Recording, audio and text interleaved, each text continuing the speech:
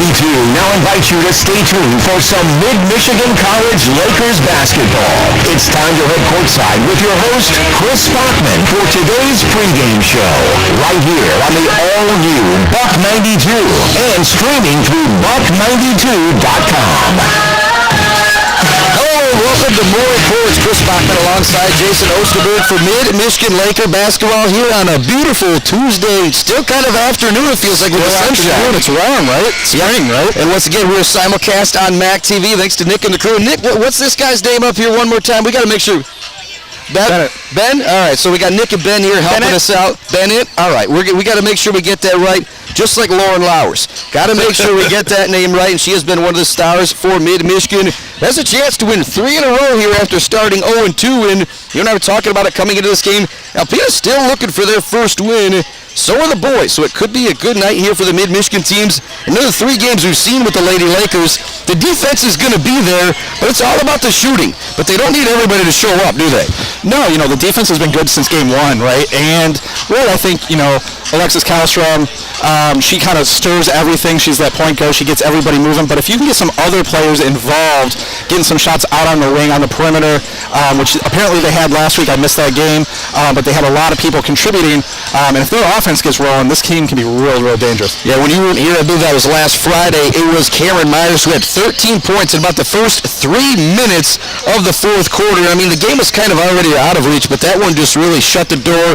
I actually was able to interview her after the game, and she said, you know what, felt like it was my time to start shooting, and if she continues that trend here tonight, Lowers, I did it again there. If they give you 10 to 15 points, I think at this point we know Karlstrom's going to give you 15 to 20 game. Even if she doesn't shoot it well from the field, she's going to get to the free throw line and she knocks them down, which makes her one of my favorite players. Oh yeah, she's automatic at the free throw line. So she gets fouled. She's going to hit 2 almost every single time.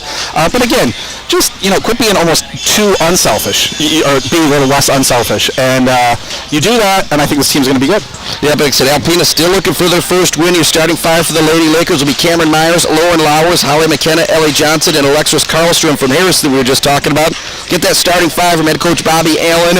And the Alpena Lady Lumberjacks, I don't feel like that's politically correct, though, so we're just going to stick with the Alpena ladies here tonight. We're going to take a break here on the Claypool 40 and Lincoln pregame show on Buck 92 and simulcast on MAC TV. We'll come back. We'll learn a little bit more about this Alpena team. It's like a whole lot more about these girls. You're listening to Mid-Michigan Lakers basketball on the all-new Buck 92 and simulcast on MAC TV.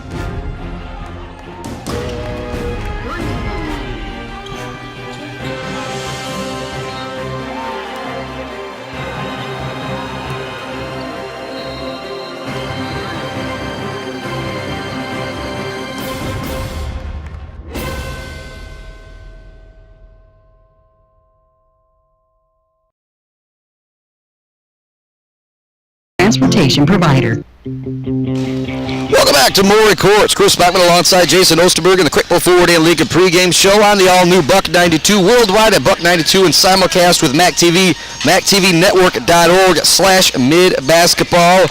Well, as we were talking about, this girls' team, they got some scoring power with Alexis Karlstrom, Lauren Lowers, but if they get those contributions from Cameron Myers, Ellie Johnson with that outside shooting, that's when they have a chance to be dangerous. Another thing that Jason and I were talking about at lunch at Freddy's, said you got Karlstrom, Lowers, Johnson, and Myers, and obviously these girls are all playing college basketball. They can all shoot the rock, but we've seen those girls all knock in a couple threes in some different games. If they get one or two of those girls shooting well, they got a chance to be okay, but on any given night, you've got 3, 4 of those girls shooting the basketball well. That's when they have a chance to be dangerous, like the team Mid-Michigan in the last couple of years, and maybe even ranked, and somebody you don't want to play once it comes time for the NJCAA tournament. No, absolutely. And I think the other thing, too, is look for Gracie Nowak. I think she's been playing a little bit better.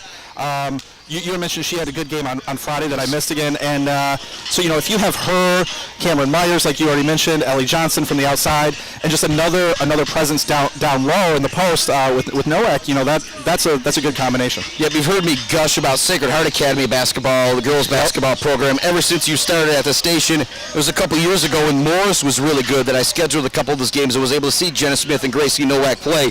And she played with an awful lot of confidence with that Morris team. But now you come into the college basketball, it takes you a little bit of time to get that confidence, but I think she's starting to realize, you know what? Doesn't matter who's in front of me, I'm going to be able to get to the rack no matter what level of basketball I play. When you have her coming off the bench playing point guard behind a Cameron Myers and Alexis Karlstrom, you have a chance to be really, really dangerous. I said, they get 3, 4 girls scoring, that's when things, this team could be really good. And when you talk about this Alpena team, well, there's not a whole lot of scoring power. It really all comes from one girl, Jade Schultz. But, boy, she puts up some impressive numbers. Yeah. The freshman from Alpena averaging a double-double. Yeah, 21 points a game, 11 rebounds, like you just said, a double-double that she's averaging. But then you look across the rest of the team, and, it's Kylie LaFleche, and she's 7 points a game, and that's their second highest score. So, they need similar. They're going to need a couple of their ladies to step up, hit a couple threes, get some shots going from the outside. Mid-Michigan, they play a lot of zone. Obviously, in fact, I think they play completely zone. You don't really see them going, man-to-man. So if you can get a couple of the ladies hitting threes from the outside, breaks down that zone a little bit. Yeah, but one thing that Coach Rodenbo's talked about is just not having a lot of size out there this year. That is one thing that they could run into a little bit of trouble with Jade Schultz. But as Jason mentioned, they play that 2-3 zone. That helps negate things. Hard to get those post-entry passes when you can bunch things down low. It's going to be outside shooting that's going to be the factor in this game. If Alpena can knock down some outside shots, they might be able to win.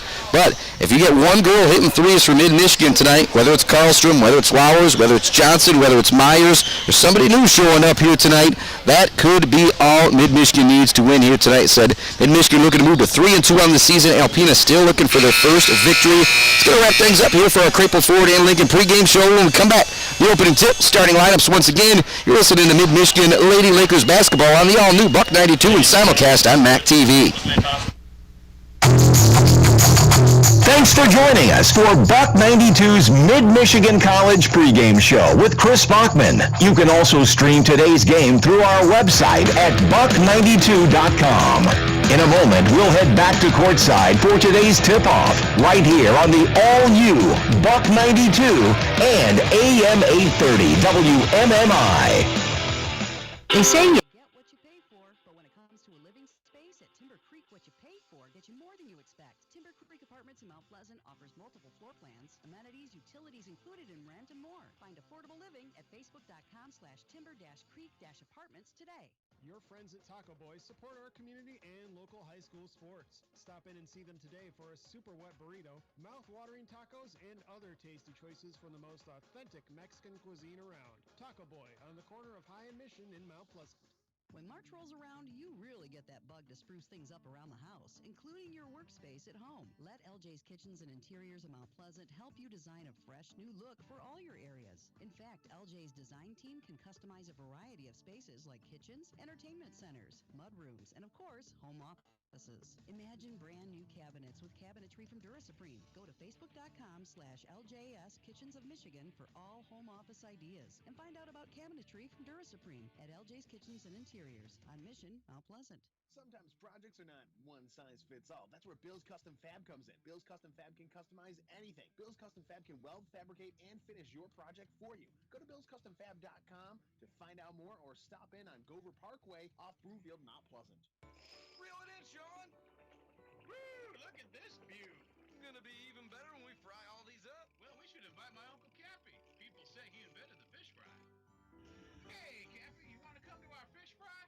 No, there's only one fish fry I go to, and that's Friday night at the diner just north of town on Old Mission. Cod, walleye, catfish, perch, they catch it and fry it better than I can. People say I came up with the fish fry. I don't know about that, but I do know the best fish fry you're going to find is at the diner on Friday night. If you heat your home with propane, you know how front it is to run out.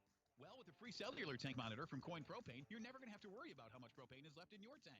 Coin Tank Monitor sends an alert when your tank is ready for a fill. With the exclusive Coin Customer app, you have the option to check your tank level with your cell phone. Tank monitors are available exclusively at no charge to keep full customers. Call Coin Propane in Mount Pleasant or Clare today. Family owned and operated since 1930. Welcome back to Maury Courts. Mid-Michigan Lakers basketball. Doubleheader action tonight versus Alpena College. One of the few teams that come south to play the Mid-Michigan Lakers. You ever been up to Alpena, Jason? Yeah, when I was younger, right. but not recently, no. I say, I know it's a beautiful area, but when I'm going upstate, I'm always over in that Traverse City area. I never really make it over to the East Coast to see the beautiful cities like Rogers City, Onaway, and whatnot. That's where some of these girls hail from, the east side of northern Michigan, Atlanta, Rogers City, Alpena, East Jordan. I guess that's from the west side, along with Bel Air and another girl from Alpena. So a lot of homegrown Michigan talent on both of these girls' basketball teams here tonight. Jade Schultz, Kylie LaFleche, Lillian Black, Molly Gerard, and Keegan Fisher in the starting lineup for Alpena here tonight. Your 5 Lady Lakers starting: Cameron Myers, Lauren Lowers, Holly McKenna, Alexis Karlstrom, and Ellie Johnson. It's going to be a 2-3 zone look for Alpena to open things up. Ellie Johnson is going to crank up a quick three-pointer. It's no good. Rebound is gathered down low by Schultz, and we're going to see a lot of those rebounds tonight from her. Comes in averaging 11 per game. Into the front court comes Alpena. Ball at the top of the key. Swing it over. 2-3 zone look here for Mid-Michigan to start the game. Ball's tipped. Works its way to the outside to Keegan Fisher. 3 sophomores in the starting lineup for Alpena and 2 freshmen. And Schultz, their leading scorer, with 21 and 11 on the year. She is one of those 2 freshmen. Good job working the ball around the perimeter. Three-pointer is up, no good. Really high bounce. Looked like it might bounce in, but it goes to the side of the rim. Ellie Johnson gathers the rebound. That missed from Molly Gerard. Karlstrom with the ball in the front court, and they're going to say she walked on the up fake. Haven't seen her do that this year, but she doesn't have any issues with the call, and so I'll say it's a good one. Here comes a little bit of pressure from the Lakers. Only 8 girls on this Alpena team.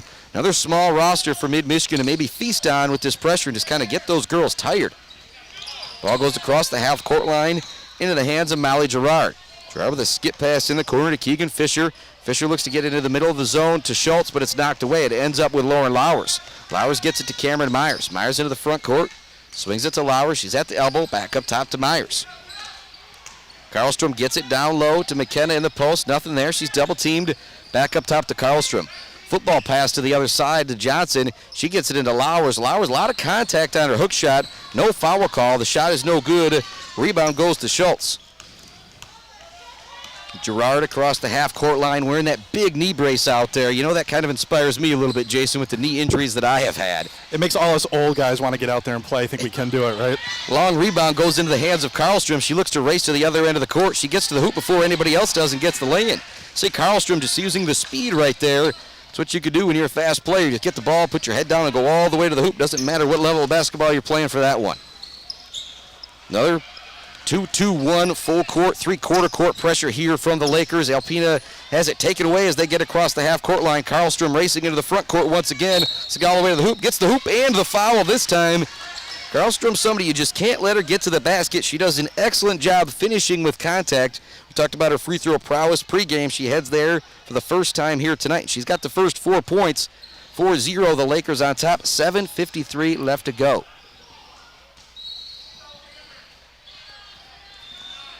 Karlstrom lead. You can already see Alpena maybe going to have a little bit of trouble with this defensive pressure in the full court.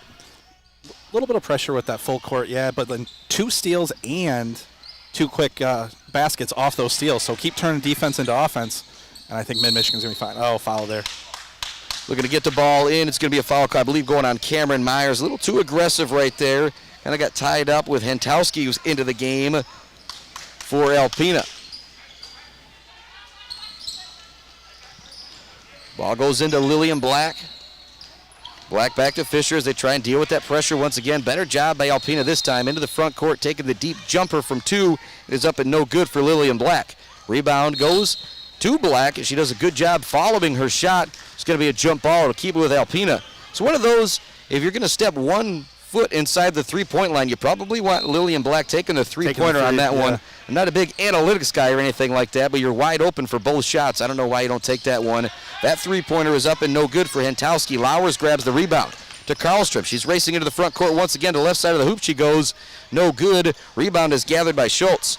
Jade Schultz did a good job staying on her feet that time. Karlstrom kind of faked like she was going to go to the right and went back to the left. It was a good move, but Schultz didn't go for it. Thus, the shot was no good. Here's another three-pointer, no good for Hentowski. The rebound down low for Lowers. Lakers into the front court. Myers looks to zip it down low to the baseline. It's going to be stolen away by Schultz as she was looking to get it to Ellie Johnson. Another jump ball. Be Alpena basketball. Actually, it should be Laker basketball, I feel like, and I think they're going to switch things up here. Yeah, I've been Coach Rodebo saying that's our basketball because you just did have a jump ball just moments ago. Now the officials get things correct. Let's give a little shout out to Bobby Allen, the head coach from Alpena. Even he was kind of like, I think it's their basketball, guys. Yeah, I don't know. I think the ref just forgot very quickly about that other jump ball 5 seconds ago. Well, we're used to playing pickup ball sometimes, just defense ball on that jump ball. Harley McKenna gets the inbounds pass, puts up the shot. It's no good. She was being bothered from behind. No foul call on the play. I don't know how much contact there was, but it definitely bothered her. 5-0 our score. 6:59 left to go here in the first quarter. Quarters for the girls, quarters for the women, halves for the men here tonight. Karlstrom tips the ball out of bounds. The 2-3 zone for the Lakers is just very, very active. Got McKenna and Lowers down on the baseline with Ellie Johnson and Cameron Myers and Alexis Karlstrom up top. And so far that zone, they've been doing a really good job of not letting Schultz get the ball down low. And here's another tie-up. This jump ball will stay with Alpena. It's our third jump ball in the first 3:12 of this ball game. More than we've had in 3 games. Nice job by Cameron Myers out there.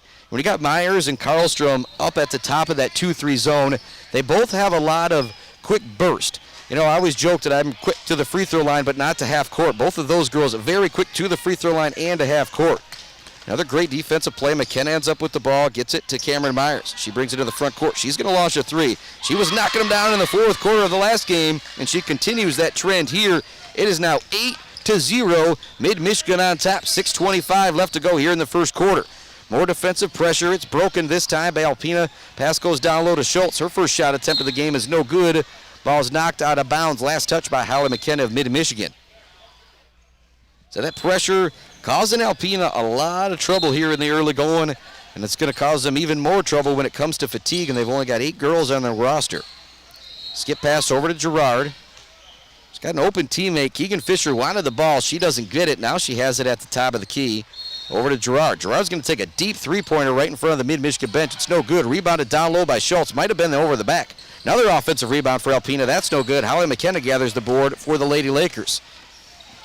Cameron Myers across the half-court line over to Karlstrom. She's open. She's going to launch. Shot is up. No good off the rim. Schultz gathers another rebound for Alpena. A little bit of pressure applied by Ellie Johnson on the pass, but now the Lakers back up. Into the front court, it goes to Hentowski. Up top to Gerard.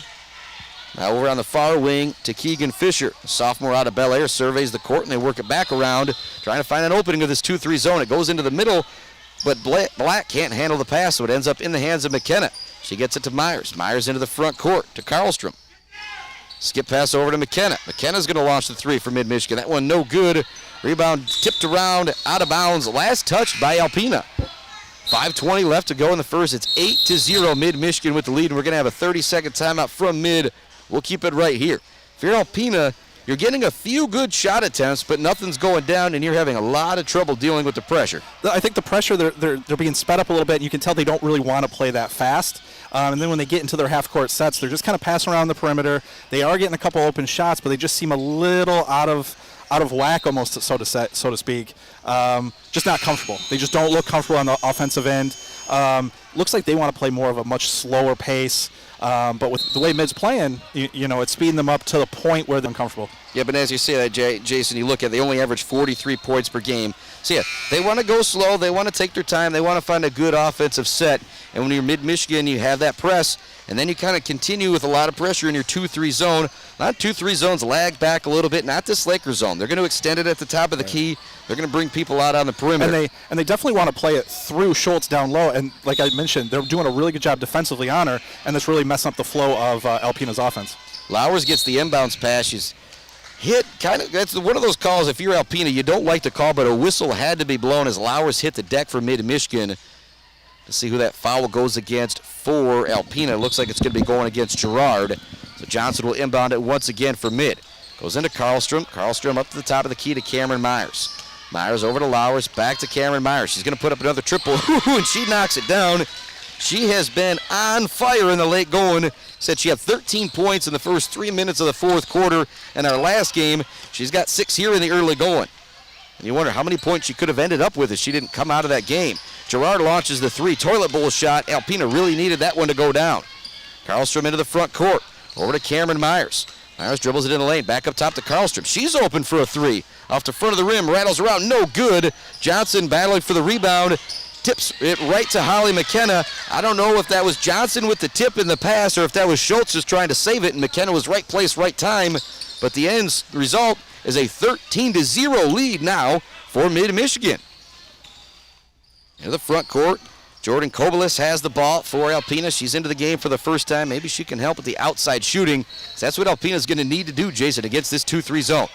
Yeah, they need to get a couple points here. If not, Coach Allen's going to have to call a timeout because this does not look like a team that can play from behind and make up a lot of points in a hurry. Triple is no good from LaFleche. Rebounded down low by Kobelis. She can't get the putback to go. Mid-Michigan racing into the front court. Top of the key. McKenna launches the 3. In and out, no good. Another great rebound down low by Jordan Schultz. Jade Schultz, pardon me. She does a good job boxing out down low, especially on the defensive end. That's 6 rebounds for her already in this first period. 13-0 our score. Here comes another triple try for Alpena. No good. They need to get one of those to drop. McKenna gathers the rebound. It's a decent look out there for LaFleche. She just couldn't get that one to fall. Cameron Myers looks to beat everybody down court. Ball is pinballed around. It ends up in the hands of Holly McKenna near the three-point line. She gives it to Lowers in the corner. Lowers with another three-point attempt. That one is no good. Mid-Michigan a little three-point happy right now in the last couple of minutes, and as I see Rodenbow stretch out his arms on the side, I don't know how happy I don't he think is he about liked that shot, no. 3:20 left to go here in the first quarter. Alpena still looking for their first basket. Molly Gerard with the 3, no good off the front of the rim. Lowers grabs the rebound for Mid-Michigan. To Ellie Johnson, now she gets it out to the point guard Cameron Myers. And Myers is going to slow things down for Mid-Michigan. Like I said, if you are smart play. If you're Coach Rodenbow, you just don't want to take another 3 here unless it's a wide open shot. As I say that, Karlstrom's left wide open for the 3. It's no good. Long rebound goes out of bounds back to Mid-Michigan. And you see it right there a little bit from Gerard and Kobelis. I think either one of them probably could have chased that ball down, but instead they let it go out of bounds. Yeah, better safe than sorry. Chasing it down, you knew it was off of mid, so just let it roll out. There's some substitutions coming in for Mid-Michigan. Sid Pope, Gracie Nowak, Caitlin Mesher out there along with Jenna Smith. The lone starter remains Alexis Karlstrom for Mid-Michigan. Alpena dealing with the pressure once again right across the half-court line. Keegan Fisher is trapped, and they're going to take it away. Gracie Nowak now on the run. She leaves it to her teammate Mesher, and Mesher just loses that one out of bounds. That's one of those that Mesher, they're going to be laughing at Mesher about that one when they watch film. Almost too wide open, right? I mean, that was just way too wide open on that one, unfortunately. And that's one of those you like to see. Nowak could have taken it all the way herself, but tried to give it up to her teammate. Here comes more pressure that Alpena's going to try and deal with. And once again, it's knocked away by Karlstrom into the front court. She looks to save it. Keegan Fisher's there to take it away. Diving on the floor is Gracie Nowak. Nowak to Mesher. Mesher down low to Karlstrom for the left-handed lay-in. Great hustle play right there for the Mid-Michigan Lakers. And now here is a timeout, from Alpena. It's just a 30-second timeout, so we'll continue to keep the broadcast right here. 15-0 with 2:20. I mean, there's not really a whole lot you can say right now if you're Coach Rodenbow. You don't like all the three-pointers that were just shot, but how much can you really harp on your team when you're leading 15-0? 15-0. Obviously, defensively, they're doing an absolute tremendous job. The full court press, the half court traps they're doing really causing Alpena a ton of problems. That's 3 times in a row almost. They couldn't even get it across half without a steal. And one of the problems is right now that if you're Alpena, they always tell you reverse the ball, go to the middle, and then your two guys on the sides your two wings come up, and you try and find somebody open there. The Lakers know that game plan. Right. They're ready for it. They've got Karlstrom ready to jump that pass at the half-court line. You need to come up with something different if you're Alpena, and I think that's what we just saw Coach Bobby Allen call that timeout for. As we say that, Messer comes up with another steal for the Lakers. She gets it off to Nowak. Nowak back to Messer. She's open from about 8 feet. Shot is no good. Nowak tips the rebound, but it ends up in the hands of Jade Schultz once again. Keegan Fisher being hounded by Nowak as she brings it up the half-court line. Lakers will drop back into the 2-3 zone. Still scoreless for Alpena. It is 15-0. Keegan Fisher, she launches the three. It's no good. Karlstrom gets the rebound down low. Karlstrom races down court. She's got somebody coming behind her. It's going to be knocked away. Great defense from Lillian Black. She was a little bit behind the play, didn't give up on it, was able to knock it away and create a turnover for Alpena. 1:40 left to go here in the first quarter. It's 15-0. Mid-Michigan with the lead over Alpena. It's going to be a foul on the perimeter going against Gracie Nowak. Jordan Kobelis is trying to catch the ball. Nowak, little hit check out there. That last steal by Alpena, if I'm Alexis Karlstrom, I'm a little upset with my teammates not telling me that someone's on. That was your typical soccer play where you're always hearing guys say man on, man on. You don't see who's coming from behind you. You're looking in front. Your teammates got to let you know that someone's coming up behind you like that. That's a great point. Just yell something, anything. Something, yeah. 2-3 zone. Look continues for Mid-Michigan, and why not? You've held Alpena scoreless for the first 9.5 of the first quarter. Ball goes in the corner. Hesitating on the triple try is Lillian Black. They work it back up top. Now look to get it back to Lillian Black in the corner, but it's knocked away by Caitlin Mesher. LaFleche has it at the top of the key. 2 seconds. 1 second left on the shot clock. Cranking up the three-pointer is Hentowski. It's no good. Offensive rebound is gathered down low by Lillian Black. Her shot is no good, but she draws the foul and will head to the free throw line. And so if you're Alpena, you obviously want a field goal, and you need to get some of these threes to go in against the 2-3 zone. But if you can get on the board at the free throw line, you'll take it any way you can get it.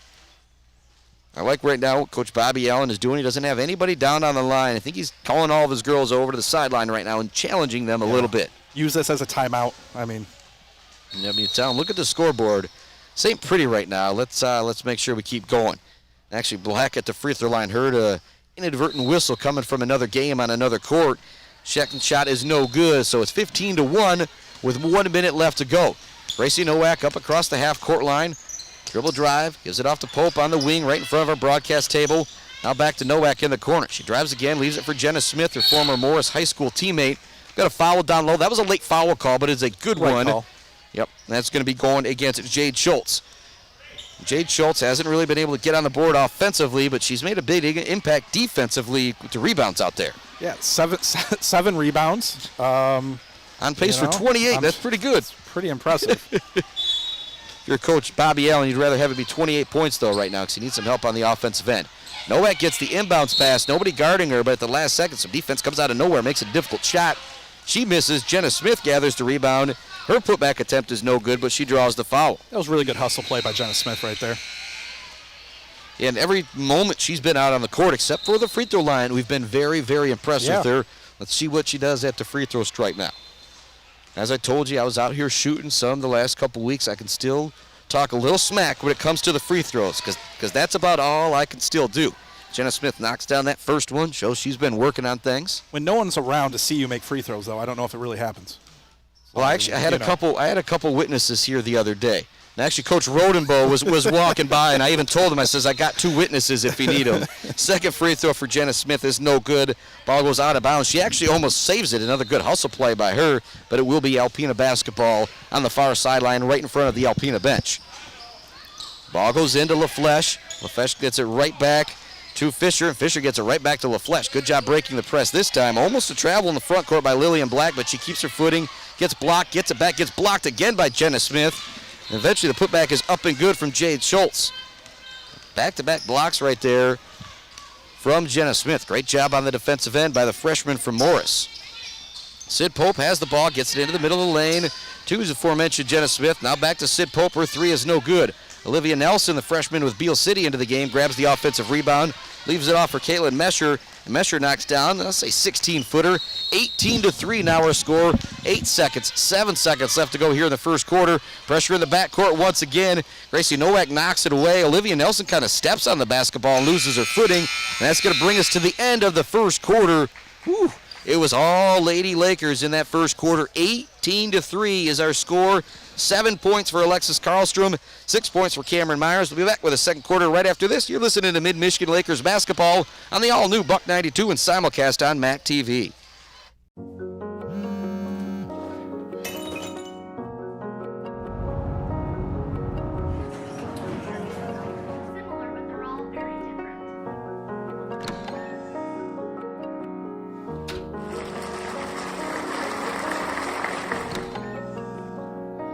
I got you something. What? My mug! Oh, it's great!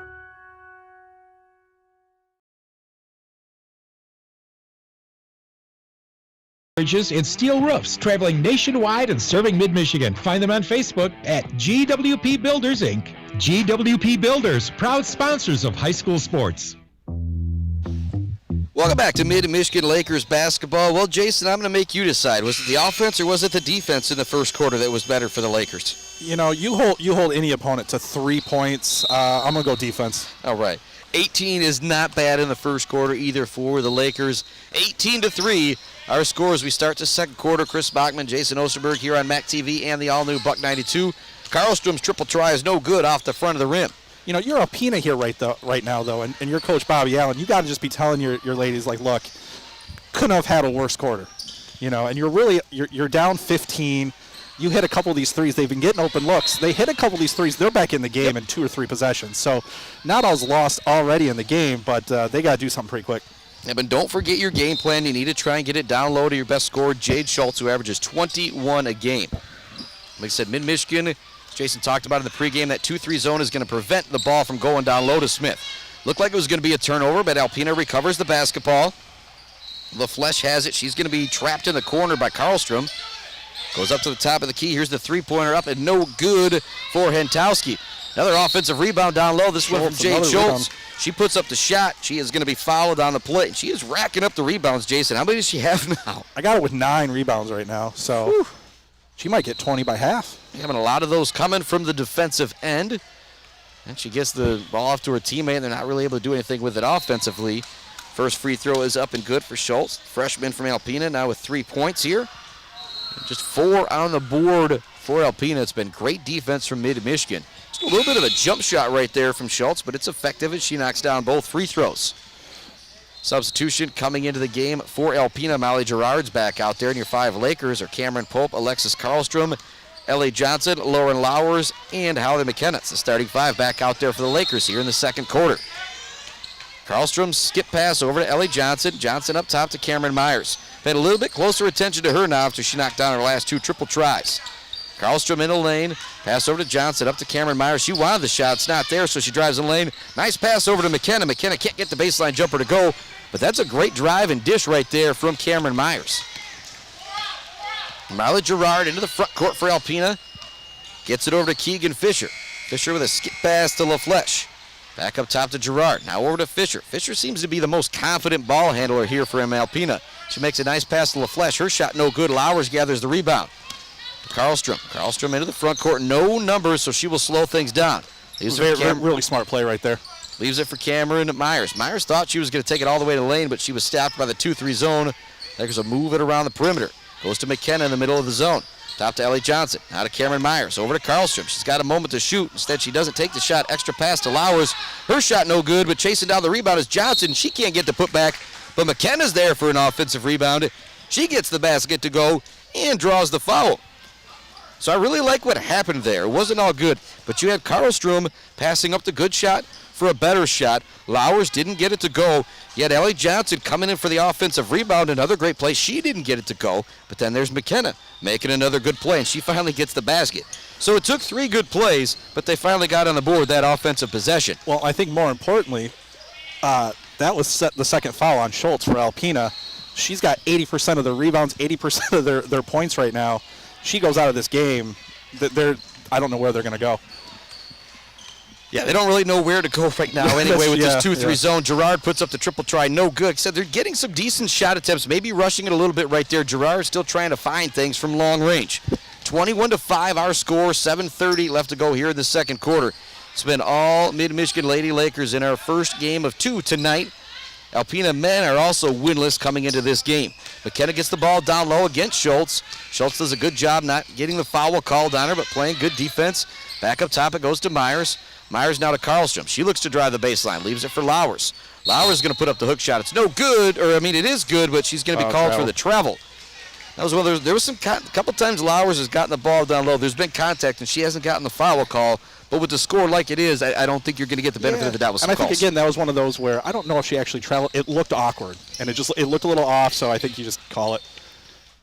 Good job breaking the pressure this time by Keegan Fisher and the Alpena offense. She's going to step up to the three-point line and launch. No good. Long rebound goes into the hands of Molly Gerard. She can't get it to go. Another offensive rebound from LaFleche.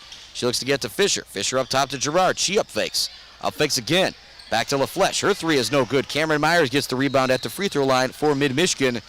She'll let everybody run by her and bring it up. Leaves it for Karlstrom. Karlstrom's going to step inside the three-point line and knock down the 19-footer. She now has 9 points in the ball game, and Alpena just nobody got back in that 2-3 zone to step up and guard her.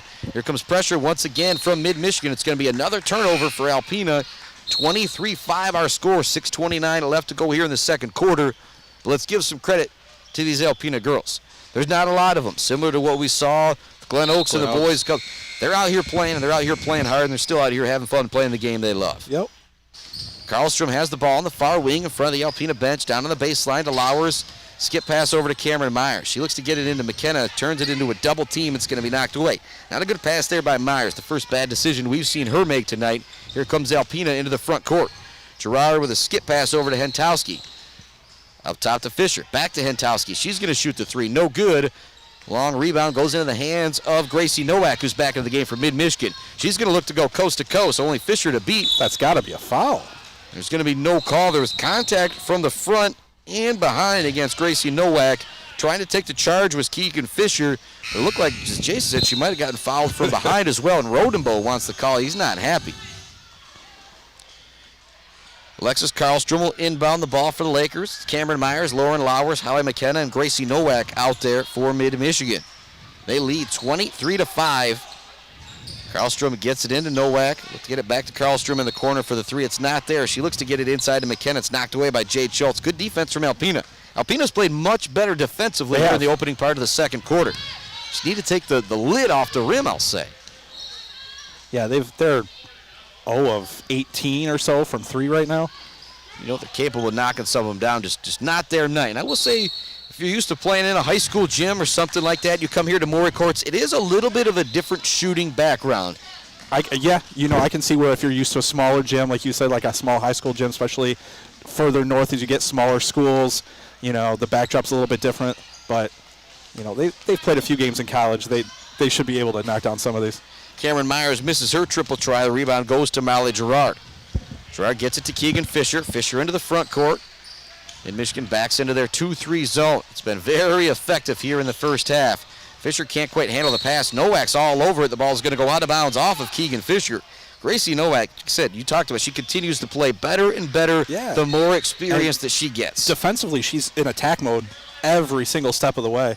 And she's really causing havoc up top defensively. She's got some really long arms out there as well and does a good job using them to get into passing lanes. Karlstrom's open for the triple try. She hasn't got one to go yet here in the first half. That's not going to be it either, but good job by the Lakers setting up one of your better shooters for an open shot. Lowers has it in the corner. She's going to slow things down for Mid-Michigan. Karlstrom has it. Skip pass to Cameron Myers. Myers back to Karlstrom. Karlstrom down low to Lowers. Lowers shot no good. Jade Schultz with some good defense. But as she has to play defense, the best rebounder gets taken away, and Holly McKenna brings down an offensive rebound. Nowak launches the three. She had to, so there was no time left on the shot clock and hit the rim, so it'll be a shot clock violation against Mid-Michigan. This is almost turning into where both teams need to see the ball go in the basket because both teams right now, they're just having trouble shooting. Just 2 field goals here in this second quarter, both coming from Mid-Michigan. Each team has knocked in some free throws as well, and here comes the full court pressure once again from the Lakers. Nowak in the front of that press.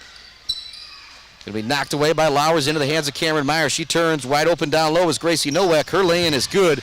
Beautiful defense by Mid-Michigan that time, and Gracie Nowak using her length to knock it away again as Lowers comes away with it. Lowers looks to make a move. Her layup is up and good, and she drew the foul.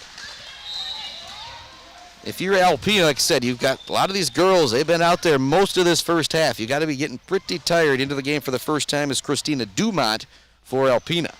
But if you're Keegan Fisher, you're Molly Gerard, Lillian Black, Jade Schultz, LaFleche, and Towski, you've been out there a lot in this first half, dealing with a lot of pressure from Mid-Michigan. Lauren Lowers, freshman from Pinconning, knocks down the free throw. She now has 3 points here in the first half. 28-5 is our first half score. Feels kind of like a Sacred Heart girls basketball game, to be honest with you, Jason, as I talked about. So this is some of the scores that I see from that. Basket is up and good from Molly Gerard, her first 2 of the game. 28-7 our score. I think that was actually Dumont. Pardon me with that. Karlstrom looks to get the ball down low to Lowers, goes back up top to Nowak, back to Karlstrom. She's open for another triple try right in front of our broadcast booth. It is no good. In and out. Rebounded down low by Mid-Michigan. The putback attempt is no good. Fisher tries to chase down the rebound for Alpena. She can't get her hands on it before it goes out of bounds. It'll stay with Mid-Michigan. 28-7, 3.5 left to go here in the second quarter. Normally, I probably wouldn't, tell you were wrong on air like that. But when they only have 7 points, you got to give the proper due for someone that gets 2 of them. Ball goes in the middle of the lane to Lowers. Now to McKenna on the baseline. She's open for an 18-footer, and it's nothing but net. Second shot right there from Holly McKenna. She's somebody else, too. The more we watch her play, she just continues to impress. Nowak in the front of that press once again, causing a lot of trouble for Alpena. Gerard gets it across the half-court line. She's trapped. She turns it over. Here comes Lowers into the front court. Goes off her foot, tipped into the back court, and just in no man's land, 3 girls diving on the floor. McKenna comes up with it to Karlstrom, to Nowak. Nowak dribbles into the lane. Really smart play by Karlstrom there not to take one step back. She would have been actually over and back right there. They would have turned it right back over. Smart court awareness by her. Nice block down low from Christina Dumont. The ball goes out of bounds. It'll stay with Mid-Michigan. Couple substitutions coming in for Alpena. Keegan Fisher is going to get a well-deserved rest. Also coming out of the game is Lillian Black. Lowers inbounding for Mid-Michigan. Goes right into McKenna. Her shot no good. Another good block down low from DuPont. McKenna gets it back. That one no good. She gets it back again. That one no good, but she draws the foul. I don't think McKenna was going to be denied on that one. Christina Dumont did a good job playing defense, but I feel like McKenna just wanted it a little bit more. And she's playing. I mean, she's now she's got 7 points and 5 rebounds, so a good first half for her.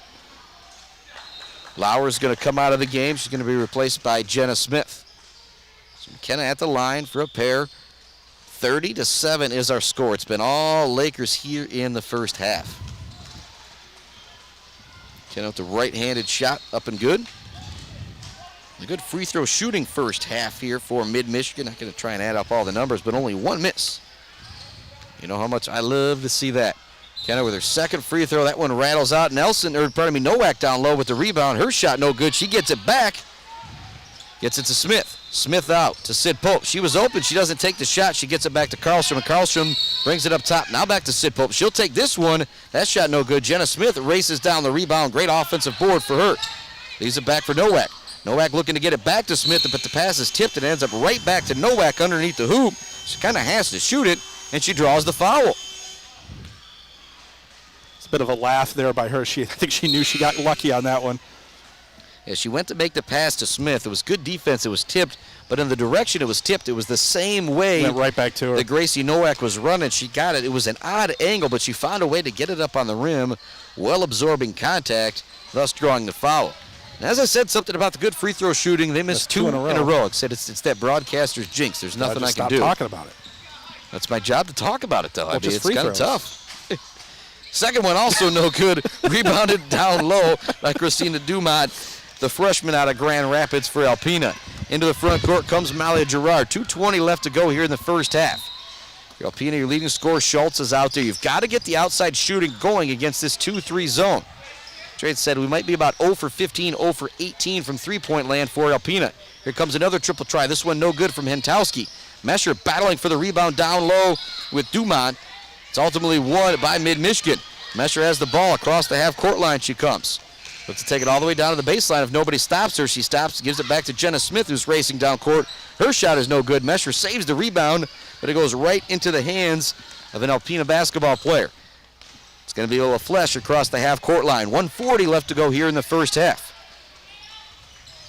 Hentowski has it opposite the Mid-Michigan bench, kind of in front of our broadcast area. Jenna Smith's going to steal it away. Leaves it for Sid Pope. It's knocked away from Pope, back into the hands of Jenna Smith. Now Caitlin Mesher has it.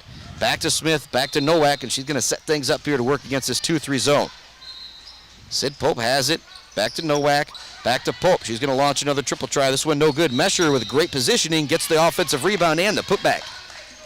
Caitlin Mesher got herself in the right spot for that offensive rebound. Didn't have to do anything but catch it and put it back in. Here comes the pressure once again from Mid-Michigan.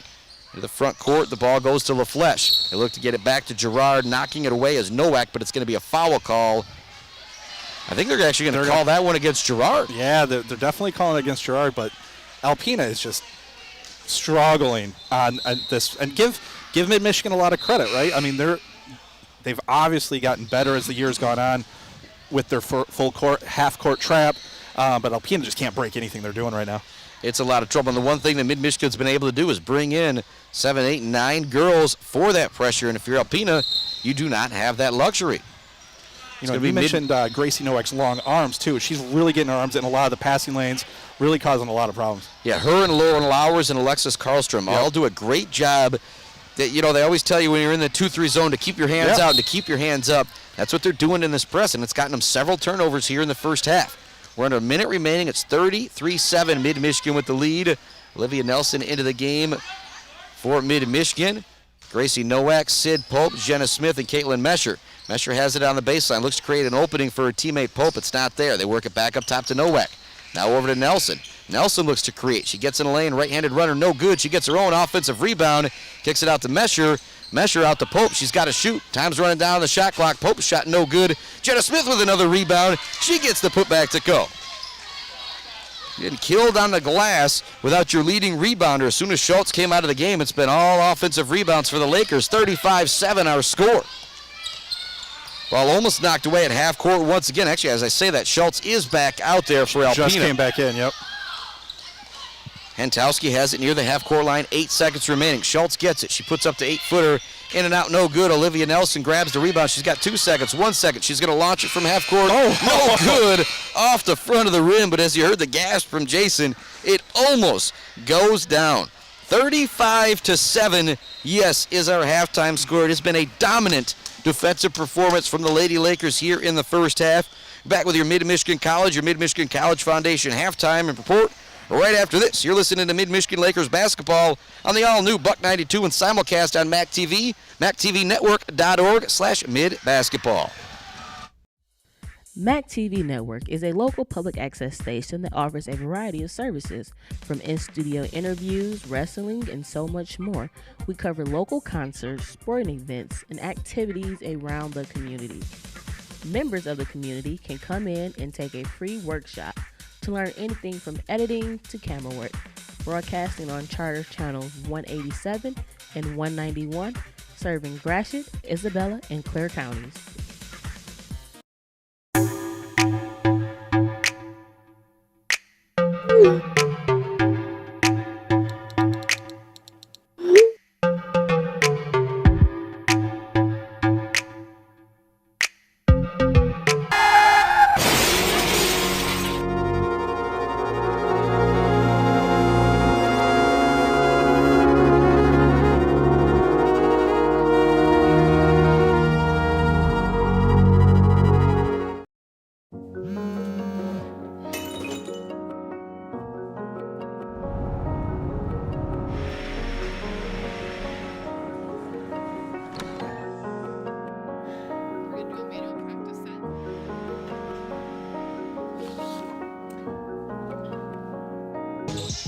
Welcome back to Maury Courts and the Mid-Michigan College Foundation, the Mid-Michigan College halftime report.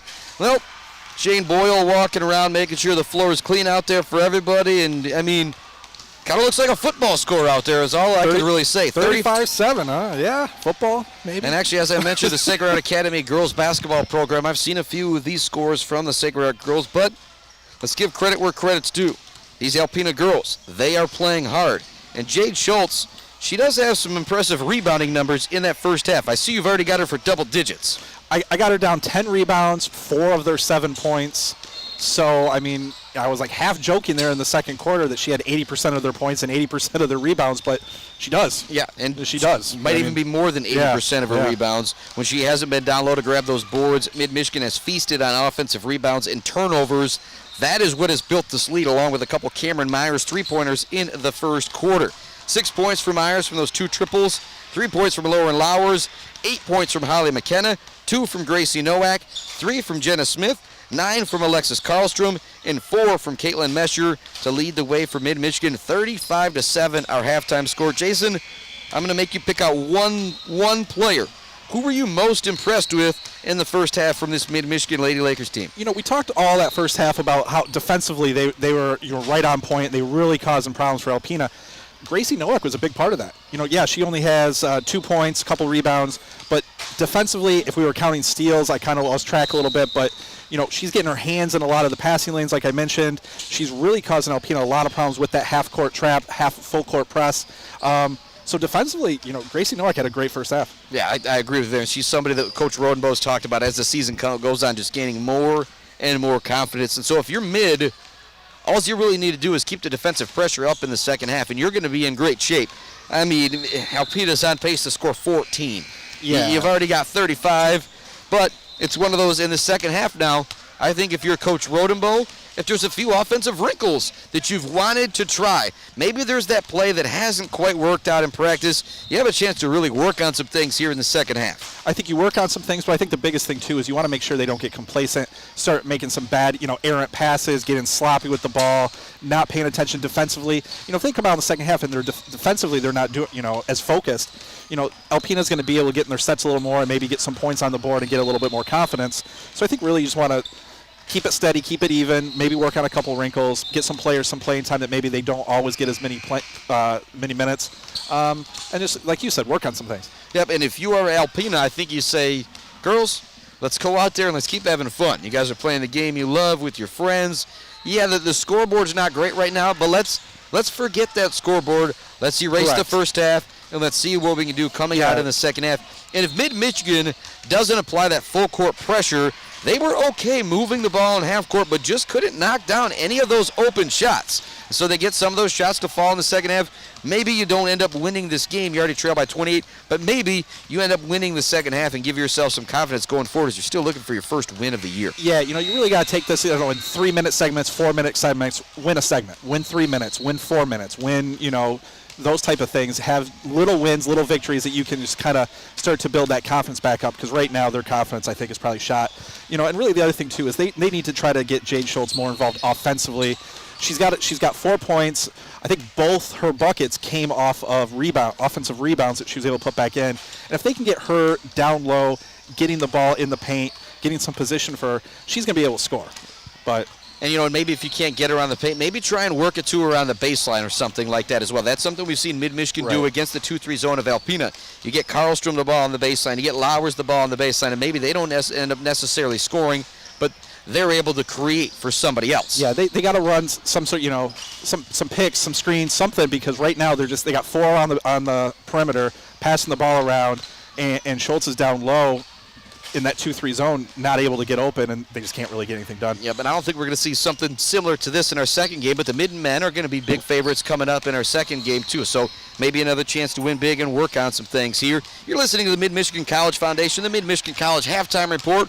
Chris Bachman, Jason Osterberg, and a big shout out to Bennett and Nick here from Mac TV, keeping us on air and on TV. Big shout out to Cheyenne Hole back in the studios. Time for This Week in MHSA Sports with John Ross. We'll be back with the second half right after this on the all-new Buck 92 and Mac TV.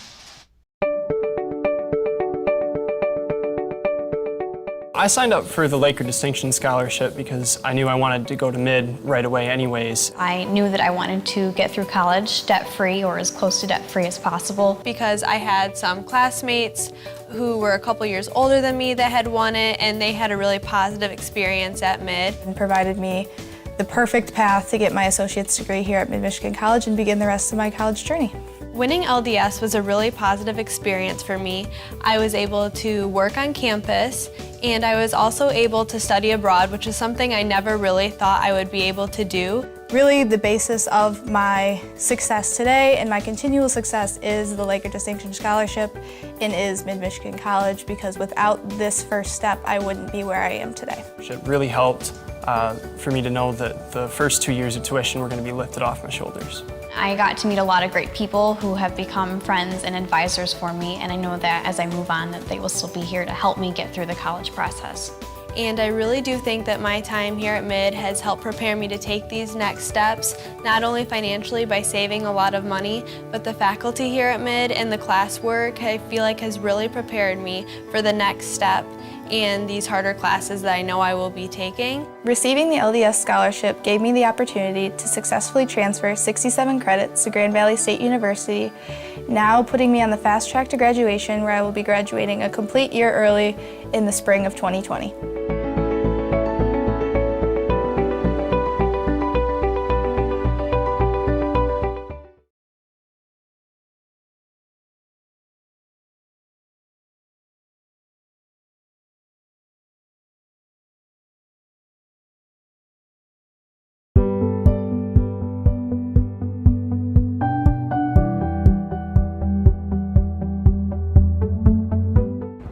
Hello, my name is Judy.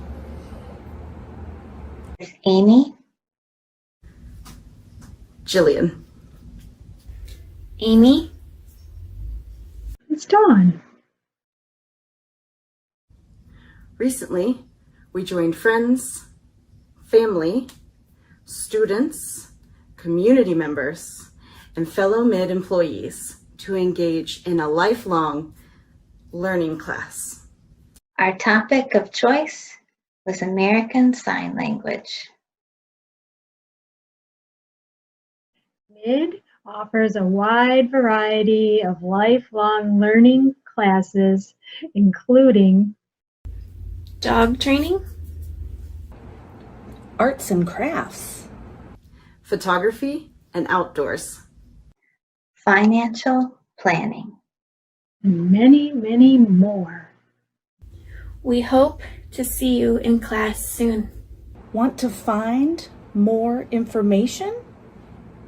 Check our website, www.midmish.edu. Thank you.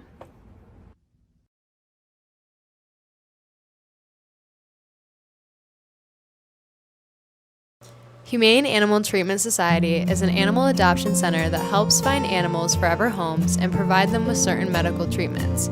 There are many ways you can help their cause. You can volunteer at HATS by running and reading with the animals, helping the staff with daily routines, and photographers can take pet pictures to boost their portfolio. There are still many animals looking for a forever home. See other ways you can make a difference at www.hatsweb.org.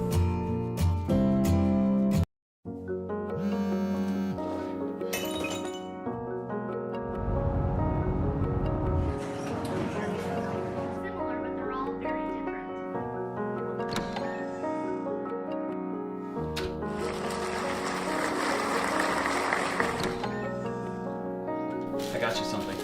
What? My mug! Oh,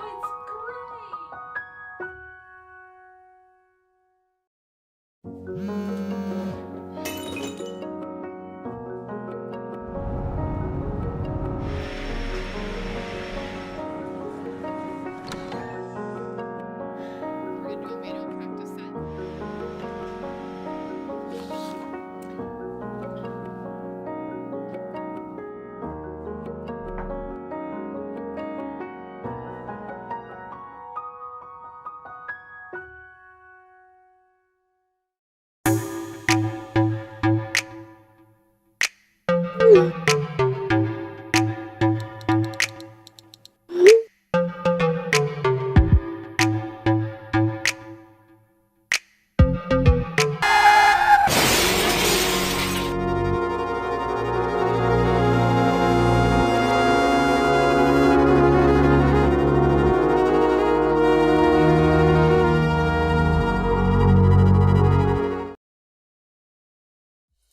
MAC TV Network is a local public access station that offers a variety of services, from in-studio interviews, wrestling, and so much more.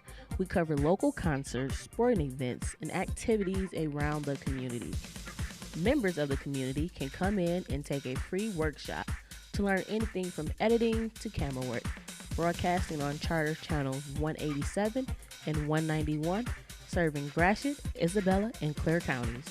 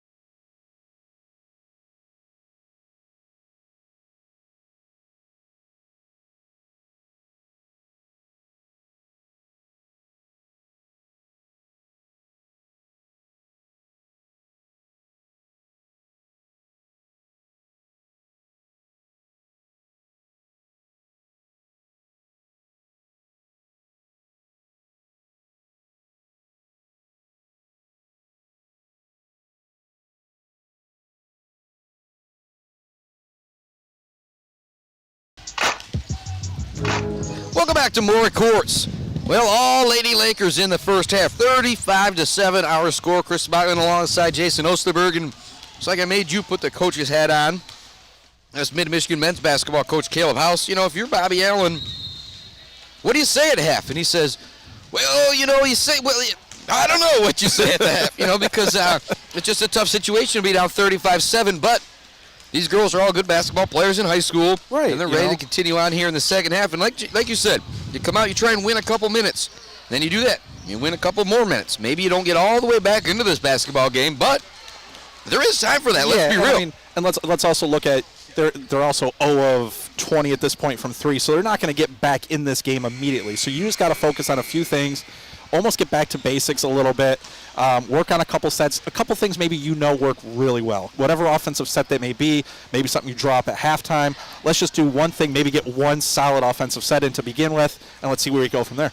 Yeah, but it's one of those, and they did a good job just kind of erasing the last play some in the first half, but I think that's something you got to do here in the second half. You know what, if we're dealing with that press and it's daunting once again and we turn it over a couple times, well, move on to the next play. Like I said, erase that scoreboard in your mind. Come out here and play hard, play the game that you love to play. And that's a good point, too, with the full court press that's been giving them so many problems. I think at halftime, I think that's what you probably focus on. This is what we're going to drop. This is how we're going to beat that press. Yeah, but then if you're Coach Rodenbowl, maybe you're saying, well, then maybe we'll switch some things up here in the second half, and that's the whole fun of being a coach right there.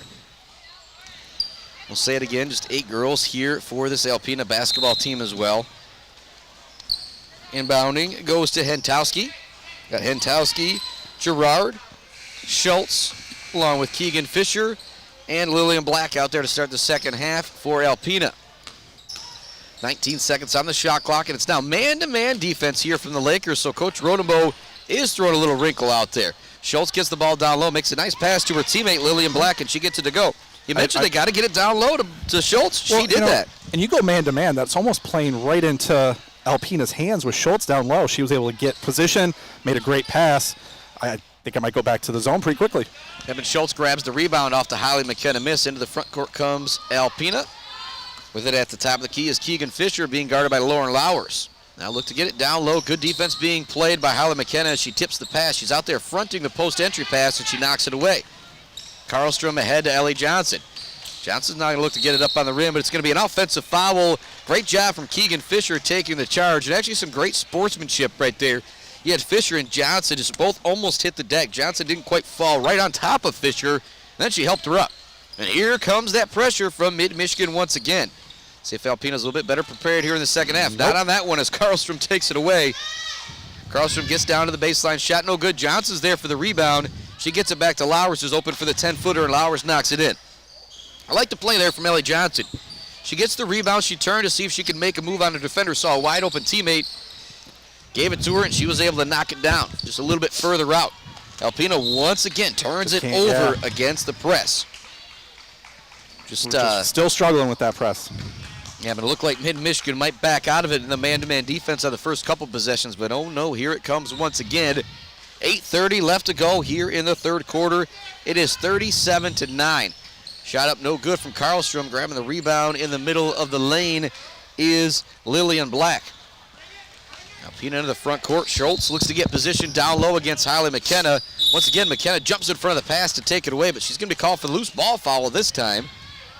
I didn't think she did a whole lot right there. She tried to get around the pass, knock it away. Maybe got a little bit of the arm, a little bit of the shoulder of Jade Schultz as Schultz was trying to bring in the inbounds pass. Schultz is now going to launch the deep triple try. It's up no good. Long rebound will go right to Alpena. Keegan Fisher gathers it. Ball goes down in the corner to Lillian Black. Black looks to make a move on Karlstrom, but good defense from the freshman from Harrison. Alpena will work it back around. Now they do get it down low to Schultz. Schultz turns in, gets it to go. Jade Schultz now with 6 points here in the ball game and over a half, or probably about a dozen rebounds now. Myers into the front court. 7:40 left to go here into the third. Karlstrom has the ball, swings it over to Ellie Johnson. Johnson up top to Cameron Myers. You can't leave her open with how she's been shooting lately. She misses. Lowers gathers the rebound down low, gets the putback and the foul.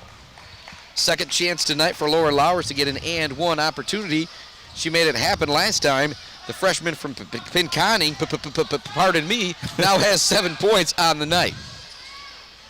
And really, we talked about, the 3-minute segments. Right now, it's 4-4 if you're looking at a 3-minute segment. So if you're Alpena, good start to the second half. Keep trying to get the ball down low to Schultz and see, if they can just start getting a little bit more rhythm to their game.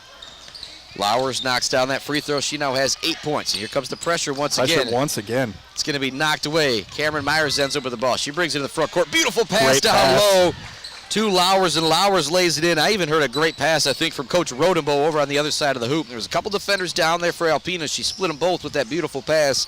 10 points now for Lowers. Give the dime to Cameron Myers. Ball goes down low to Schultz. She kicks it back out. Hentowski launches a three, and hey, there you go if you're Alpena. The first three-pointer, the lid is off the rim. Let's see if they can get things going here in the second half. 42-14. Sometimes as a team, you just need to see one go through. Karlstrom looks to get the ball down low to McKenna. McKenna being guarded by Schultz. Schultz does a great job staying straight up right there. McKenna looked to go around her and got her foot on the baseline. They'll give it back to Alpena. Hentowski gets the inbounds pass back to Fisher. Now to Gerard. Back to Fisher. They got to be careful with those high passes. That's something that's cost them an awful lot here tonight. They do a great job breaking the press this time, and it goes down low to Schultz, and she lays it in. That's what you expect to see from this team right there. 42-16 our score. Myers across the half-court line. Alpena stays in their 2-3 zone. The Lakers switching up defense a little bit here in the second half. Karlstrom's going to take a really deep triple, and she knocks it down right in front of Coach Rodenbow on the bench. Yeah, and that even gets a wow from Jason because that one, good 4 or 5 feet behind the three-point line. Yeah, that's one of those where if you're Coach Rodenbow, you're like, no. Okay. All right, fair enough. And Coach Rodenbow's told me she's one of those players that she has the green light. Yep. Shot no good from Fisher with the runner on the baseline. There's going to be a foul on the floor going against Mid-Michigan. That's one of those, if you are Alpena and you play in a 2-3 zone and somebody's going to take a shot from that far out, you're just almost at the point where you're like, well, if you can make that, go ahead. And then she knocks it down, and you start to think, oh, boy. Line change coming in right now for Mid-Michigan. Well, and the other thing, too, if you're Alpena, you have 9 points already this half. You had 7 the entire first half. So clearly whatever they kind of worked up, whatever they're looking to do here in the second half, they're a little bit better in the flow of the offense right now. Comes another triple try. This one off the front of the rim once again for Molly Gerard. Also helps when you make a three. That it does. Drive on the baseline. Beautiful move from Lillian Black. She just can't get the left-handed layup to go. That would have been really smooth and nice right there. Instead, Mid-Michigan brings it across the half-court line. 45-16 our score. It's Gracie Nowak, Sid Pope, Jenna Smith, Olivia Nelson, and Caitlin Mesher out there for the Lakers. Pope works it around the perimeter. Back up top to Nowak. Nowak with the drive. Over to Mesher. Mesher's open from about 18 feet on the baseline, and she knocks it down. That seems to be Caitlin Mesher's shot right there on the baseline. Here comes the pressure once again if you're Mid-Michigan. Or should I say if you're Alpena, trying to deal with the pressure. Goes to Fisher across the half-court line. She gets it to Hentowski. Hentowski down low to Black. Over to Schultz, and Schultz lays it in. They did a great, I'm going to give some credit to Coach Bobby Allen right now. A much better job dealing with the pressure here in the second half. Jason and I said the first couple trips, it looked iffy, but they've gotten a couple of layups out of it the last trip. That is what you want if you're a coach. Nowak has the ball, gets into the lane. She's going to draw the foul. I think that was one of those, she went up and just knew she was going to get the foul. Schultz did a great job not allowing her to get the ball up on the rim. Schultz knew she was going to get caught with her hand in the cookie jar, made sure that there wasn't an and one opportunity for Nowak. But if they called that on Schultz, that might be her third. Yep, and actually doesn't look like they called it on Schultz when we look up at the scoreboard. I think they got to reach him. And so that might have been a little bit of a late call right there. The Schultz does remain on the floor. Said she's been their best player now with a double-double. She's got 10 points and how many rebounds, Jason? I got her down for 11 right now. I might have missed one or two. So Nowak at the stripe. Freshman from Morris. Playing better and better as every game goes on. 0 for 2 from the free throw line in the first half. She gets that one to go. 48-18 is our score. It's been all Mid-Michigan Lady Lakers. And I got to apologize to the Alpena men's basketball team. Talking with Coach House, they actually did pick up their first win over Macomb. So you're going to have a really confident Alpena team coming in tonight against your mid. Nothing to sleep on. Schultz is going to put up another triple try from the corner. No good. Long rebound goes to Gracie Nowak. Nowak makes a really smart play. She kind of lets everybody run in front of her and slows things down. And sets up her teammate Olivia Nelson with a deep triple try. She up fakes, steps inside the three-point line to take the two. It's no good. Caitlin Mesher looks to chase down the rebound. It's out of bounds. It'll be Mid-Michigan basketball. 4:27 left to go here in the third. A 30-point lead for the Lady Lakers. They're going to move to 3-2 on the season over Alpena. They're still looking for their first win of the year.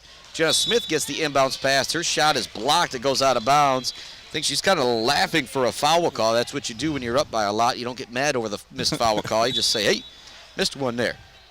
Sid Pope looking to set her up for an open shot. It's not there, so they work it way up top to Olivia Nelson. Nelson now hands it off to Nowak. Nowak into the lane. Over to Sid Pope. Another baseline jumper for Mesher. I said that's her spot. That's her spot, she gets it to go. 8 points now for Caitlin Mesher. Started to be a very balanced scoring effort once again from this Mid-Michigan team. In the front court comes Alpena, and once again, just more trouble dealing with the pressure as the ball goes out of bounds. So the scoring for the Mid-Michigan Lady Lakers. Got 6 points for Cameron Myers, 10 from Lauren Lowers, 8 from Holly McKenna, 3 from Gracie Nowak, 3 from Jenna Smith, 12 from Alexis Karlstrom, and 8 from Caitlin Mesher. That's what you call a balanced diet right there, Jason. Yeah, Olivia Nelson's going to shoot the three, and she gets it to go. You know, we were talking about that balance at the pregame, and we're seeing it now. I said, yeah, if they get 1, 2, 3, 4 girls shooting well on any given night, they can make it happen. And it doesn't have to all be at once as well. Said Olivia Nelson knocked down that three. You got a 3 from Karlstrom here in the third quarter. And then that first quarter, you had a couple threes from Cameron Myers. They just need a little bit of that outside shooting. They got a chance to be a really good basketball team. Skip pass. Up fake, and going to get called for the travel is Kylie LaFleche. If you are a coach, Bobby Allen, you want to see her take that open three-pointer instead of putting it on the deck. It's just gotten you in a lot of trouble here tonight. Is missing those shots and then losing confidence in those shots. Then you just keep running the ball around. They've had a number of times where it's almost the end of the shot clock, and they just got to launch one up. Yeah, you know, and that goes, I think, it's all-encompassing, you know, and I think with the full court, they're sped up. And it's just a little bit quicker. Instead of setting, taking that shot, they're thinking drive, and there you go with the travel. Sid Pope has it at the top of the key. Over to Gracie Nowak. Back to Sid Pope on the perimeter. Three-pointer up, no good. Looking to chase down the rebound is Olivia Nelson. She's able to save it to her teammate Jenna Smith. Smith dishes it down low to Mesher. Mesher with the left-handed layup. It is no good. That would have been a play. They would have gotten Rodemo jumping up and down with excitement, but they just can't quite make it happen. 53-18 our score. Schultz gets the ball down low. She's double-teamed. Looks to pass it out of the double team. It's stolen away by Nowak. Racing into the front court are the Lakers. They got some numbers. Nowak up top to Nelson. Nelson back to Nowak. Now to Smith at the elbow. Smith looks to drive. Her runner no good. Good defense being played out there. Dumont blocked a couple shots in the first half and created a tough one right there for Jenna Smith. Now Dumont has the ball down low. Her shot is no good. Nelson grabs the rebound for Mid-Michigan. Into the front court comes Olivia Nelson. Looks to go coast to coast. Right-handed lay-in is no good, but a great drive from Nelson. Rebounded down low by Mesher. It'll be a jump ball. It'll stay with the Lakers. You like seeing Nelson go coast to coast like that. Yeah. Just couldn't quite get it to go. It's always frustrating when you make those great moves. You get all the way to the hoop. You're going so fast, and you're so excited you end up missing that layup. Great job by Nelson. That's something you want to see from her all the time. Using her athleticism Just getting knifed between a couple defenders. You and I don't have to worry about that because we're not fast enough to get down the lane that quickly. No, we do not. We got a full timeout on the floor. We'll take that timeout. It is 53-18. The Lakers with the lead. 2:25 left in the third. We'll be back right after this. Mid-Michigan Lakers basketball on the all-new Buck 92 and simulcast on MAC TV.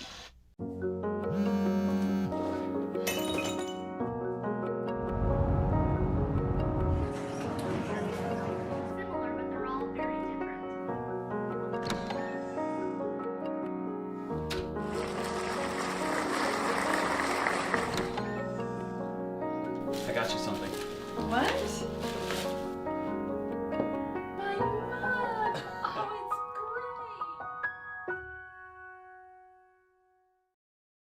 it's 28-46-14. Having faith that you are protected is not something bought, it's something earned. The Brickner Agency and Krista Brickner of Farm Bureau Insurance is ready to work hard to find you the insurance coverage you need. That's what makes her an award winner. Call 773-9877 or stop by the Krista Brickner Agency today. Welcome back to Maury Courts. 53-18 is our score. The Lady Lakers on top of Alpena. Been a balanced scoring effort for Mid-Michigan and just really good defense as evidenced by only 18 points on the board for Alpena. 10 of them coming from Jade Schultz. 12 points for Alexis Karlstrom. 10 for Lauren Lowers to lead Mid-Michigan. 2:25 left to go. Gracie Nowak will inbound the ball for Mid-Michigan. Goes up top to Sid Pope. Now over to Nelson. Now to Nowak. Nowak will run it up top, try and set some things up. Now to Pope. Back to Mesher on the baseline. Look to get it down low to Jenna Smith. She's double-teamed. Back to Mesher. Mesher launches the three, and she knocks it down from the baseline, kind of. That is her spot over there. She now has 11, including 7 here in the third quarter. 56-18, Mid-Michigan on top. And it doesn't look like Alpena is going to get their first win here tonight. Once again, Jason and I will continue to give these ladies credit. They are out there playing hard against a really good Mid-Michigan team. Schultz gets the ball down low. Her shot no good. Good defense from Mesher down low for Mid-Michigan. Nowak has the ball to the front court. If nobody's going to stop her, she's going to take it to the lane. Creates an open shot for Olivia Nelson. She can't get it to go. She does a good job following her shot. It's rebounded by Dumont. Dumont's going to draw the foul in the backcourt going against Jenna Smith. And right now, if you're head coach Rodenbow, you're saying, hey, there's no point in getting called for a foul that far away from the hoop. Not with the score that is, but just the first foul going against Jenna Smith. 56-18 our score. 1:30 left to go here in the third quarter. Doubleheader action. We got the men's game coming up versus Alpena. Just picked up their first victory over Macomb. So they're going to be coming in confident. There was a couple guys Coach House was worried about on that team that really have capability of putting up some points. Tipped ball diving on the floor for it is Olivia Nelson. She gets it off to her teammate Jenna Smith. So when I see that from Olivia Nelson, just a pure Beale City play right there. Nowak into the front court. Gets it back to the aforementioned Nelson. Now back to Nowak. Beautiful pass down low to its former high school teammate, Jenna Smith, and Smith is going to be fouled on the layup attempt. That was a beautiful pass all the way through the zone. Want to give a lot of that credit to Nowak, but got to give a little discredit to Alpena kind of falling asleep right there. You can't let the pass go all the way through like that. No, if you're in a zone, you can't let that go right down the middle of everybody right there. And we talked about Nowak and Lowers using their length, keeping their arms up. That's one of those, if you're Alpena and you've got your arms out, one of you guys is going to tip that pass, and it's not going to get down low. Yep. First free throw for Jenna Smith is no good. Second free throw attempt, that one off the back of the rim, also no good. So she continues to struggle a little bit from the line. A 1 for 4 on the evening. 56-18 remains our score. 1 minute left to go here in the third quarter. Gerard back into the game for Alpena. Give it over. Now it's going to be another turnover. Nowak racing into the front court. Her shot is good, and the foul. She absorbed the contact from Keegan Fisher. Got it to go with the hoop in the arm. Nowak, said Jason, so effective with those long arms, using the length. And I tell you what, similar to what we saw earlier in the game from Alexis Karlstrom, just getting the ball and thinking, I might be the fastest player out here, so I'm going to race down the floor. That's what we saw from Nowak on that play. Nowak's free throw is good. She now has 6 points. She might even have a half a dozen steals on the night as well. And it's now 59-18. Mid-Michigan with a 41-point advantage. 40 seconds left to go here in the third quarter. 2-3 zone defense for Mid-Michigan. There's another steal from Gracie Nowak. If you're Matt Rodenbow, you're just gushing at how much improvement you're seeing from the freshman out of Morris at this point. Mesher has the ball on the baseline. Skip pass over to Nelson. She up fakes, takes it in the lane, creates some contact. She doesn't get the foul call. Rebound goes to Mesher.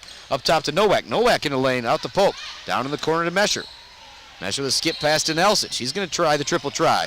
In and out, no good. Mesher tips the rebound, and Sid Pope is going to recover it. Great hustle from the Lakers right here. The shot clock is now off. 10 seconds remaining. Mesher gets it down low, looks to make a move. Left hand, no good.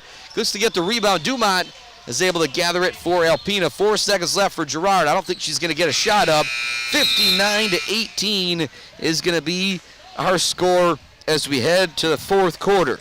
I'd like to tell you to buckle up the lazy boy, but stick around for some fun hijinks and goofy games in the fourth quarter. It's 59-18, Mid-Michigan with the lead. We got the men's basketball game coming up after this. We'll talk some about that, what to expect from this Mid-Michigan men's basketball team, and maybe talk about some of our players, because the Lady Lakers have kind of got this one wrapped up. It's 59-18 as we head to the fourth quarter.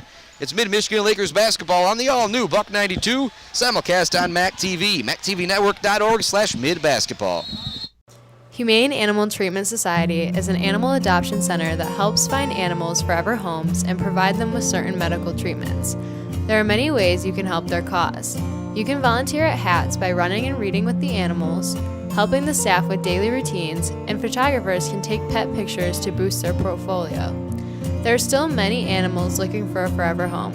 See other ways you can make a difference at www.hatsweb.org. Co-op or stop. North Franklin offers a great off-campus living experience at an affordable price. Spacious two-bedroom apartments await with most utilities included. There's no place like home, and there's no place like the Forum Apartments. Call 989-772-5252 to schedule a tour today. Start of the fourth quarter, 41-point lead for the Lady Lakers. Oh, make it 38. Triple try from the top of the key is good for Kylie LaFleche. Those are the shots they just needed to go down from the beginning of the game, and they have not all night. Karlstrom back into the game for Mid-Michigan. It's all starters out there except for Cameron Myers. Placing Cameron Myers is Cooper Ajima. He's got Lauren Lowers, Ellie Johnson, Holly McKenna. Lowers drives in lane. Her shot is no good. Ellie Johnson, Karlstrom, along with the aforementioned Cooper Ajima. Johnson might have turned her ankle in the backcourt, but she's showing no worse for wear. She races back on defense. Alpena will work the ball around the perimeter. Here comes another triple try from LaFleche. This one in and out. If you're Alpena, you really wanted to get back-to-back triples right there. Karlstrom now looking to beat everybody down court. She leaves it for Lowers. Lowers in the lane. That shot is no good. McKenna there for another offensive rebound. Her putback is good. Hyla McKenna now has 10 points on the night. Got 1, 2, 3, 4 girls in double figures on the night for Mid-Michigan. Flesh has it at the top of the key. She's got the hot hand right now. Doesn't take the shot. Gives it over to Girard. Her shot is no good. It's going to go out of bounds. Back to Mid-Michigan. 8:41 left to go here in the fourth quarter. Jade Schultz coming back into the game for Alpena. Another substitution coming in is going to be Lena Tatowski. And for Mid-Michigan, you've got Cooper Ajima, Holly McKinney, Lauren Lowers, Alexis Karlstrom, and Ellie Johnson. You know, and if you're Alpena right now, maybe this might date me a little bit. Remember Rockin' Jock MTV basketball with the 25-point hoop? Oh yeah, you had the 50. You had the hoops. Was it the 50 or the 25 or something? I think you had a couple of them. You know, triple try for Ellie Johnson off the back of the rim, no good. Long rebound is chased down by Hentowski. It's going to go out of bounds. It'll stay with Mid-Michigan. You're right. That's what they need right now. And if you're not familiar with that, what they did is they had the 10-foot hoop. Then about 10 more feet above that hoop was another hoop. And I believe even above that, I believe in the fourth quarter they'd bring down like a 100-point basket or something like that. Yeah. Yeah, I think we are dating ourselves a little bit right now. Alexis Karlstrom launches the triple try. That shot no good. But the good part is probably a lot of parents listening, so they might be very familiar with some of that stuff. If you are tuning in, thanks so much for tuning in. It's Chris Bachman, Jason Osterberg on Buck 92 and simulcast on MAC TV. So proud to be partnered with our great local company, MAC TV, to bring you a little video action for this game. Another triple try for Girard. She gets this one to go. And Girard seems to be the one girl that hasn't been hesitant to shoot it, but just hasn't found her shot here tonight. Like I said, she's one of my favorite players out on the floor because she is playing with an ankle leg, a knee brace that's like an extra leg out there. A whole leg brace, yeah. I can tell you that thing gets really hot. I cannot imagine playing basketball in it, so she just gets all the credit in the world for me. Lowers gets the ball down low, looks to make something happen. Nice pass to Karlstrom. She can't get the open 19-footer to go. Rebound goes to the aforementioned Molly Girard. She's going to bring it up across the half-court line for Alpena. 61-24 our score. There's 7.5 left to go here in the fourth quarter. Doubleheader action. Take a quick break. We'll have the men's game coming up after. Alpena with the ball in the front court, looking to make something happen. Long pass goes over the head of Hentowski, but she's able to recover it in the corner, but then she turns it over. Here comes Alexis Karlstrom. Freshman from Harrison. Been great here tonight, particularly on defense. It's the ball up top. Over to Cooper Ajima. Back up top to Karlstrom. Now over to Ellie Johnson. You see a lot of patience right now from this Mid-Michigan basketball team as they have this giant lead here in the fourth quarter. Said it. Cooper Ajima is going to launch the triple try. It's off the front of the rim. No good. Rebounded down low by Schultz, but Schultz has it taken away. Lowers and Ellie Johnson were there. Schultz knocks it out of bounds, out of the hands of Lowers. It'll stay here with Mid-Michigan. Cameron Myers into the game. She'll replace Alexis Karlstrom. I don't know if we'll see the freshman from Harrison back in the game for the final 6:48. She had herself a nice night. Long pass goes into Ajima. Gets it off to Cameron Myers. Sophomore Myers had 6 points in there to go and hasn't really had to do anything else offensively for this mid team. Ajima falls down, gets it back to Lowers, back up top to Myers. Myers with the left-handed dribble, gets in a lane, looks to leave it off for McKenna. Ultimately, Cooper Ajima ends up with it, puts up another shot. It's no good. Offensive rebound for McKenna. She kicks it out to Cameron Myers. Her three-pointer is no good. Chasing down the rebound from Alpena is going to be Hentowski, but she doesn't touch it last. And as Jason said earlier, she's playing a little safer than sorry. Yeah. Knew that wasn't going to be off her. Might have had a little trouble getting the ball. Goes out of bounds back to Alpena. A little credit to Hentowski right there. The ball went kind of back deep into the bleachers right here, so she had to do a little crawling up there to get it. 6:19 left to go. It's a 37-point lead for Mid-Michigan, 61-24 here in the fourth quarter. Alpena's looked a lot better here in the second half, though. Whether it's been against the press, whether it's been against the zone, or man-to-man defense. Long triple try is no good for LaFleche. It's going to be an offensive rebound for Molly Gerard, and then she's going to draw the foul call going against a Mid-Michigan defender. 6:01 left to go here in the fourth. Said men's basketball coming up after this one. Alpena looking for their second win in a row, and Mid-Michigan looking to bounce back after falling to the number 5 team in the country, Ancilla, on Friday. Inbounding the ball is going to be Hentowski. Set up a triple try in the corner for LaFleche. It's not there, so they go to the other corner to Gerard. Her three-pointer is no good. Johnson and Hentowski battling for the rebound. It goes off Hentowski back to Mid-Michigan. Got 5:57 left to go here. If you're the Lakers, big lead. Just kind of relaxing. It seems like the last couple of possessions down, they're trying to get the ball into the hands of Cooper Ajima to get her a basket. In the last game we did, she was the only one that had not scored, actually. Sid Pope hasn't got in the scoring column here tonight. But I think everybody's pretty happy with a victory here. But if you're one of those players, if you're one of those coaches, you want Ajima to get a basket. Oh, yeah, for sure. McKenna looks to get it down low. Ajima drives, kicks it out to Ellie Johnson. She's going to travel as she kind of jump-stopped when she went for the up fake and then went to put the ball on the deck. Good call by the official, giving the ball back to back to Alpena, but still just a monster lead for Mid-Michigan. 5:20 left to go here. So you start to think about that J&R engraving player of the game, Jason, and tough to decide here in this one. I really don't know what to do. No, and I did a bad job today of counting steals, obviously, because so I wasn't expecting to have 15 to 20 steals for Mid-Michigan, but I have to think that Gracie Nowak had at least 6 or 7 steals herself. Yep, 6 points, probably 2 or 3 assists to go along. Here's another triple try for LaFleche. Handful of rebounds and probably, like I said, 6 or 7 steals. She's played well, but again, like we talked about in the pregame, very balanced all the way around.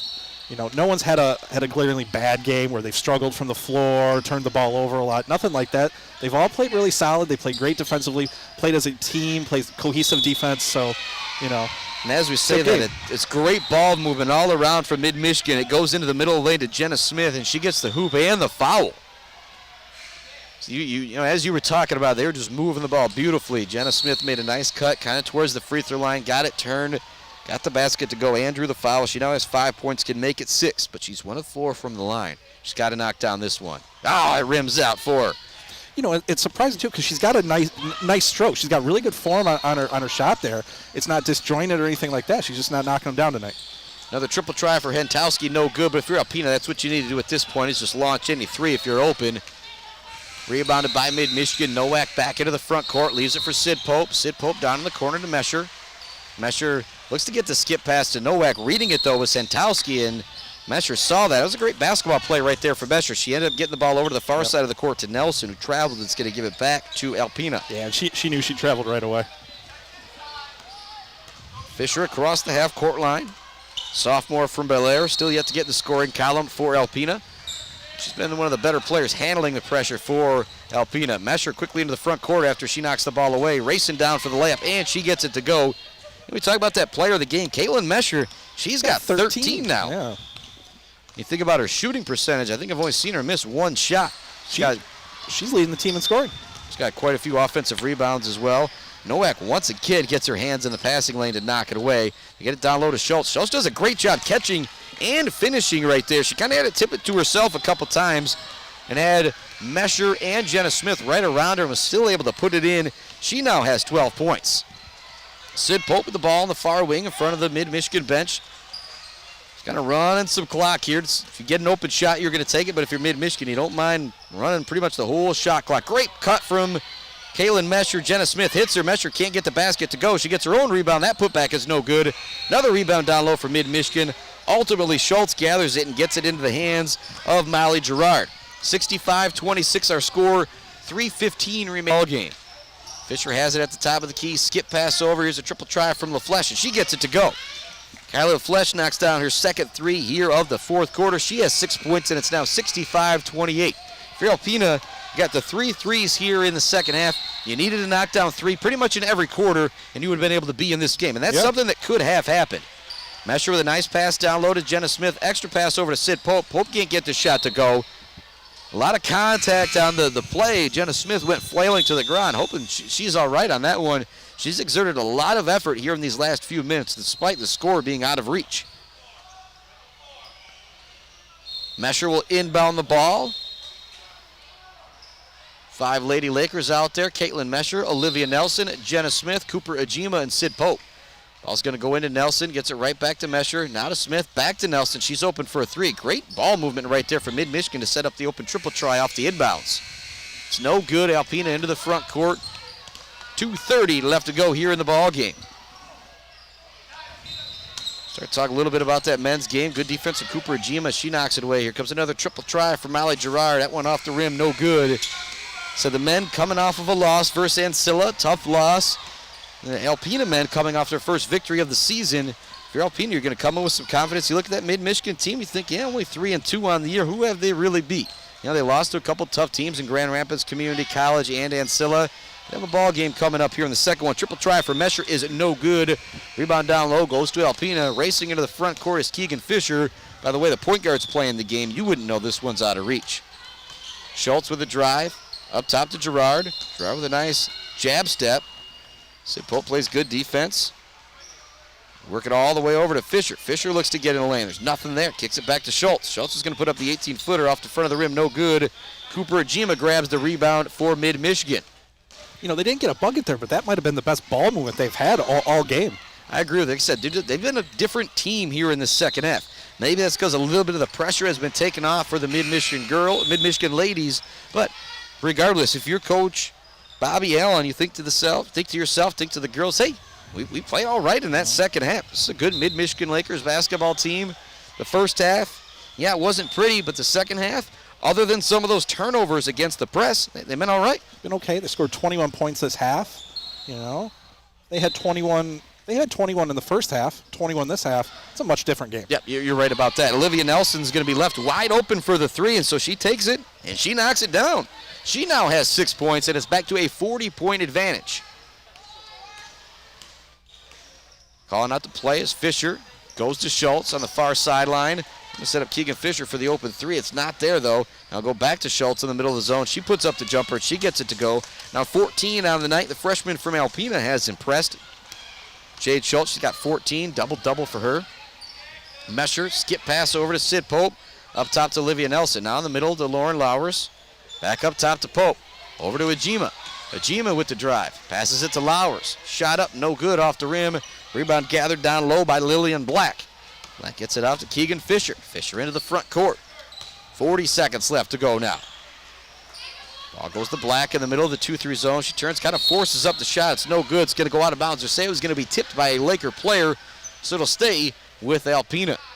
So we'll have your Mid-Michigan College and Mid-Michigan College Foundation post-game show coming up after this one. Put a bow on things and get you set up for some Mid-Michigan men's basketball. The Cripple Ford and Lincoln pregame show. Comes a triple try up and no good from Jordan Kobelis. It's going to give the ball back to Mid-Michigan, and the shot clock will be off. 29 seconds left to go in the game. So you got 13 points from Mesher, 12 from Karlstrom, 5 from Smith, 6 from Nowak, 6 from Nelson, 10 from McKenna, 10 for Lowers, and 6 from Cameron Myers. That'll do it for any basketball team right there. That's that balanced scoring we were talking about. Like I said, doesn't have to be one girl. Doesn't have to be 2 girls. But if they can get those 3 girls, those 4 girls to have a good shooting night, doesn't matter who does it what in what quarter, they can really put together something special. We said the defense, it appears it's always going to be there. They just need the offense to show up, and it sure did again tonight. Our final, 68-30, the Mid-Michigan Lady Lakers absolutely blasting Alpena. We'll be back with your post-game show right after this. Chris Bachman, Jason Osterberg on the all-new Buck 92 and simulcast on MAC TV. MAC TV Network is a local public access station that offers a variety of services, from in-studio interviews, wrestling, and so much more. We cover local concerts, sporting events, and activities around the community. Members of the community can come in and take a free workshop to learn anything from editing to camera work. Broadcasting on Charter Channels 187 and 191, serving Gratiot, Isabella, and Clare counties.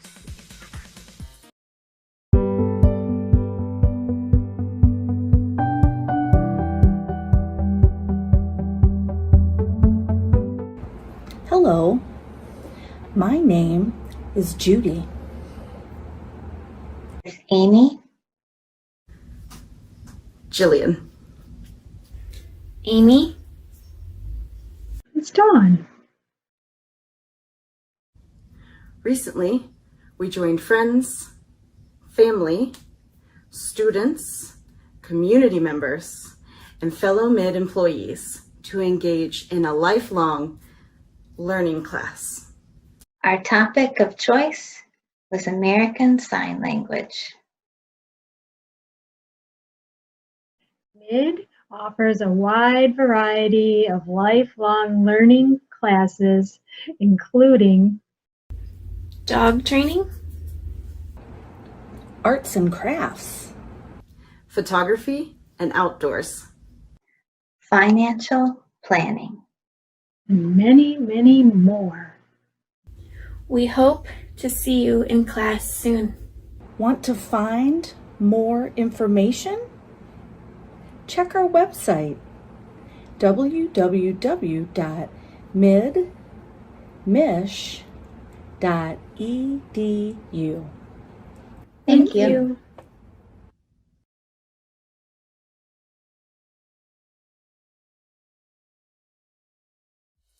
MAC TV Network is a local public access station that offers a variety of services, from in-studio interviews, wrestling, and so much more.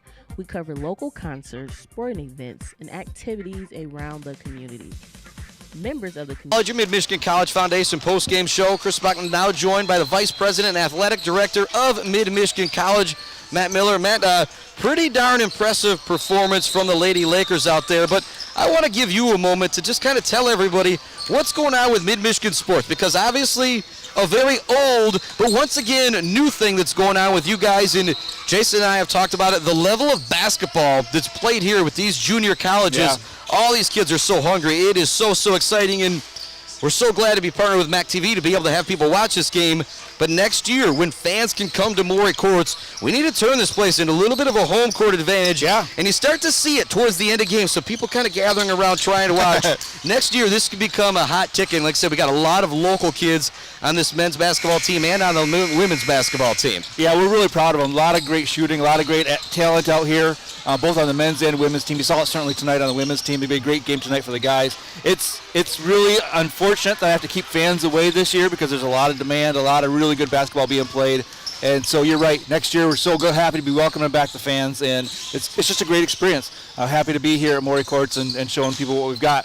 Athletics has been around for a while, and we're putting a good product on the field. Yeah, you guys sure are. And one thing I want to tell everybody, if there's any high school players out there listening or whatever, and you're thinking you're not getting any looks for college, well, you guys have opportunities for people. You guys do open tryouts. You do all that kind of stuff. You just got to visit the midmich.edu athletics page. There's all kinds of information and all kinds of opportunities available because there's a kid with some local talent that, hey, maybe he didn't have his baseball season last year.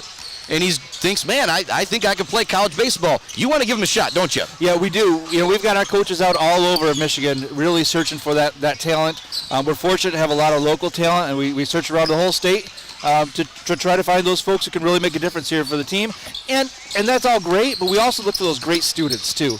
We're looking for student athletes who are going to give to the community, who are going to give to the college, and really be that kind of students we're going to be proud of, and they can really grow and start their great career here at the college. Yep, Logan Shillman, one of those guys, kind of taking over for you here in this position, taking over for you. Always represent things so well. And yeah, I just kind of want to talk about Unionville, Seaboing, Detroit, DeWitt, Buckley, Okemos, Mount Pleasant, Saginaw Novell, Central Montcalm, Clare. Local kids are playing college basketball here at Mid-Michigan, and they are excelling. Yeah, it's great where we can bring that mix of local talent along with some folks who are outside of our area. It just really helps make the college a really fun place to be with people from all over the state coming together.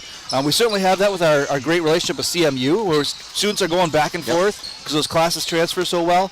And so we get that on campus, and now we have it in our athletic program where the person in your English class might be someone who's from Detroit because they're playing on the basketball game that night. It's just really a neat way to bring that college atmosphere to the Mid-Michigan area. Yeah, appreciate you so much taking some time, Matt, but I believe you got some other AD duties. I do. I'm going to do, run off and do some stuff. Yeah, so we'll let you go do some stuff. Thanks so much for tuning in to the Mid-Michigan College Foundation postgame show, the Mid-Michigan postgame show. We'll be back with the Crapple Ford and Lincoln pregame show here in just a couple minutes. It's Mid-Michigan Lakers basketball on the all-new Buck 92 and simulcast on MAC TV.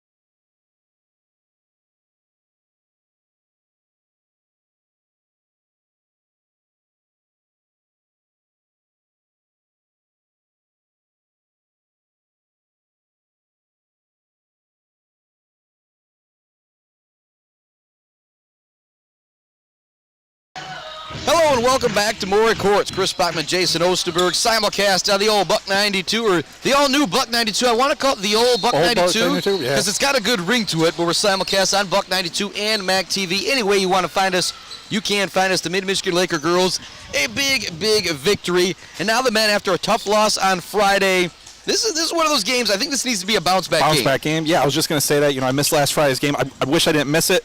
Tough game against Ancilla, though, right? Yep. Top 5 in the country. So, bounce-back game. Let's see what they can do. But really, nothing really changes, right? Yep. I don't think anything really changes from what Mid needs to do. It's not like they had a horrible outing. They just got up against a team that maybe is a little bit better than they are. So I think they run their normal offense. They don't try to change anything, and then they just go from there. Yep, and Alpena actually did pick up their first win on the season. When I was looking at stuff online, they still didn't have that game registered, so they have picked up a victory over Macomb, but they don't have the talent that Mid possesses. Mid needs to win big. They need to get that swagger back that they had late in the first half versus Ancilla. At Ancilla, ranked number 5 in the country, there was about a 5, 6, 7 minute stretch where you thought to yourself, is Mid-Michigan the better team out there? And a lot of that credit goes to a couple of freshmen, Satchel Paige and Mason Watuzik. So Mason Watuzik on the scoring end in the late part of that second quarter because it's quarters and halves, late part of that first half, and it was Satchel Love on the defensive end grabbing some rebounds too, and they looked really good out there as freshmen, and these players, the more they get some experience under Coach House, you know that they're going to be good. Mid comes in at 2-3. Alpena, I believe now, is 1-6. And so if you're Mid, you just got so many players that got some confidence. Those second-year players for Mid-Michigan, when you talk about Andrade, Hungerford, Stewart, Kramer, JaVale Lewis, along with T.J. Rady, all those guys, you can tell they're the second-year players for Mid-Michigan. Yeah. And really, if you're Mid too, you look up and down this Alpena roster, kind of like you mentioned, and really the only guy, and really just looking at stats only because we haven't seen him play. Krista Rocher, right, is the only guy averaging double figures in points, but he's also averaging a double-double. Yep. And watching him out here warming up, he's got a good stroke. He looks like he's athletic. He's a little bit taller. So he's somebody that I think could compete with somebody like JaVale Lewis.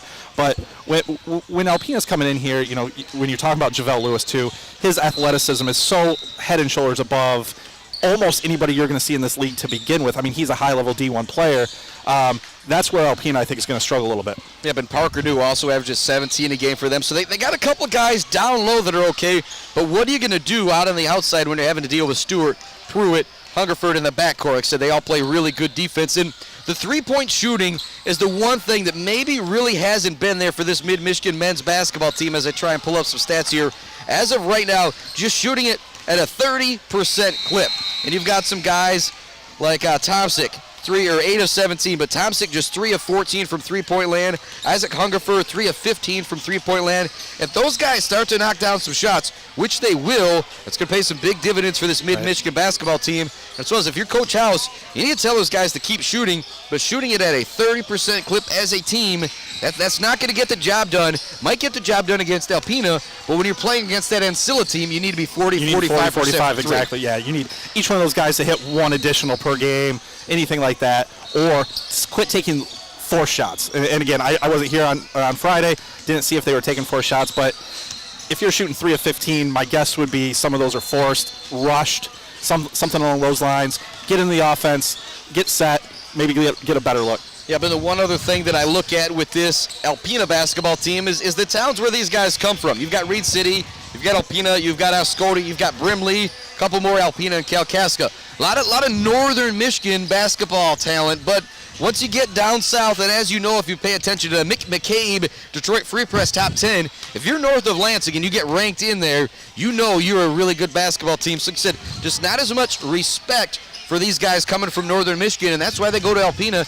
to try and earn that respect to continue their basketball career on, but they have to earn some respect tonight against a really good Mid-Michigan college team. Sometimes that puts a little chip on their shoulder. Maybe they think they do, hey, I'm good enough to play, at a school, wherever it may be, and so put a little chip and maybe they'll play, with a little bit more hustle. Yeah, some of the leaders for this Mid-Michigan basketball team in points, it's Noah Pruitt at 15 a game.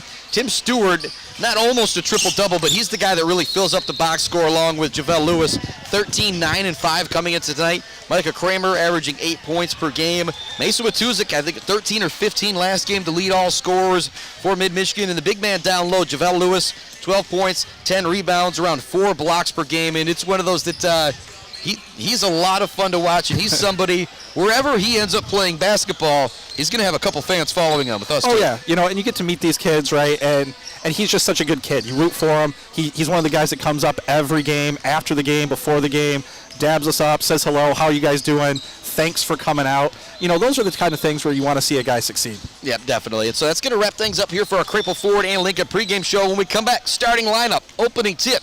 Mid-Michigan Laker men's basketball now set to take on Alpena after the women picked up a big victory. We'll be back with your opening tip, starting lineups right after this. It's Chris Bachman, Jason Osterberg on the Crapple Ford and Lincoln pregame show on the all-new Buck 92 and simulcast on MAC TV.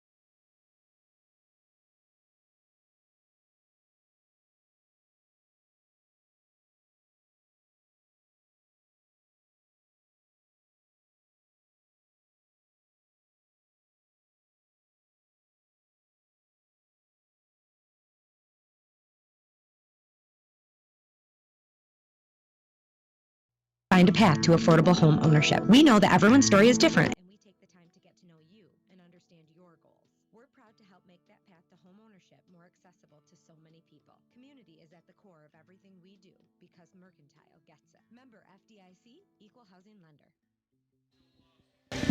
Welcome back to Mid-Michigan Laker basketball, and all getting thrown for a little bit of a loop here in the starting lineup for Mid-Michigan basketball. Satchel Love making his way into the starting lineup, and well earned after that game versus Ancilla. So it looked like Alpena might have the height in the starting lineup. Not anymore with 6'9" Satchel Love in the lineup. Cleveland Baker, Parker New, Braden Malik, Kelly Stark, Chris DeRocher in the starting lineup for Alpena. It's Noah Pruitt, Tim Stewart. I got to double check your Satchel Love. Isaac Hungerford in the starting lineup. So Micah Kramer will be coming off the bench today. But I said, well earned for Satchel Love in his last game. Opening won by the Lakers. Pruitt will get it. Quarters for the women, halves for the men. 19:52 on the clock.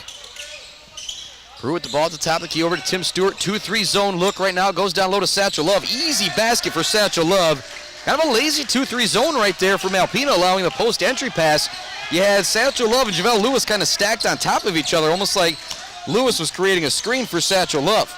Ball goes to DeRocher on the perimeter. He turns, puts up the triple try, no good. Great box out down low from JaVale Lewis, but coming in for the rebound is Kelly Stark, and he gets the putback to go. So the pace of this junior college men's basketball is just electric. You're still trying to keep up a little bit, I imagine, Jason, trying to get used to that pace. Trying to get used to the pace still a little bit, getting a little better, but if I miss a rebound from time to time, I apologize. We'll give you a break. Hungerford with the ball, up fakes to Stewart at the top of the key.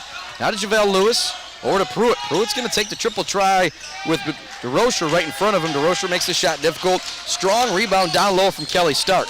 I said one thing that Alpena does got, they've got some size. Every one of their guys, 6'1", 6'2", and they've got some girth on them as well. Parker New gets the ball down low, being guarded by Javelle Lewis. Lewis stays straight up and knocks it away from him. Stewart comes up with the ball. They call him the All-American defender down low, Javelle Lewis. Pruitt gets the ball. Pruitt gets the ball on the run, gets the basket to go and draws the foul. Not a lot of contact on the shot attempt for Noah Pruitt, but enough to get the whistle and the hoop in the harm. So a similar start to this men's game as it was for the women. It's got a Mid-Michigan getting out and running with a 5-0 early lead. Pruitt's able to knock down the free throw. Said with Satchel Love in the starting lineup instead of Micah Kramer. Kramer, an excellent ball handler, excellent shooter, but it literally gives you about 9 more inches in the starting lineup.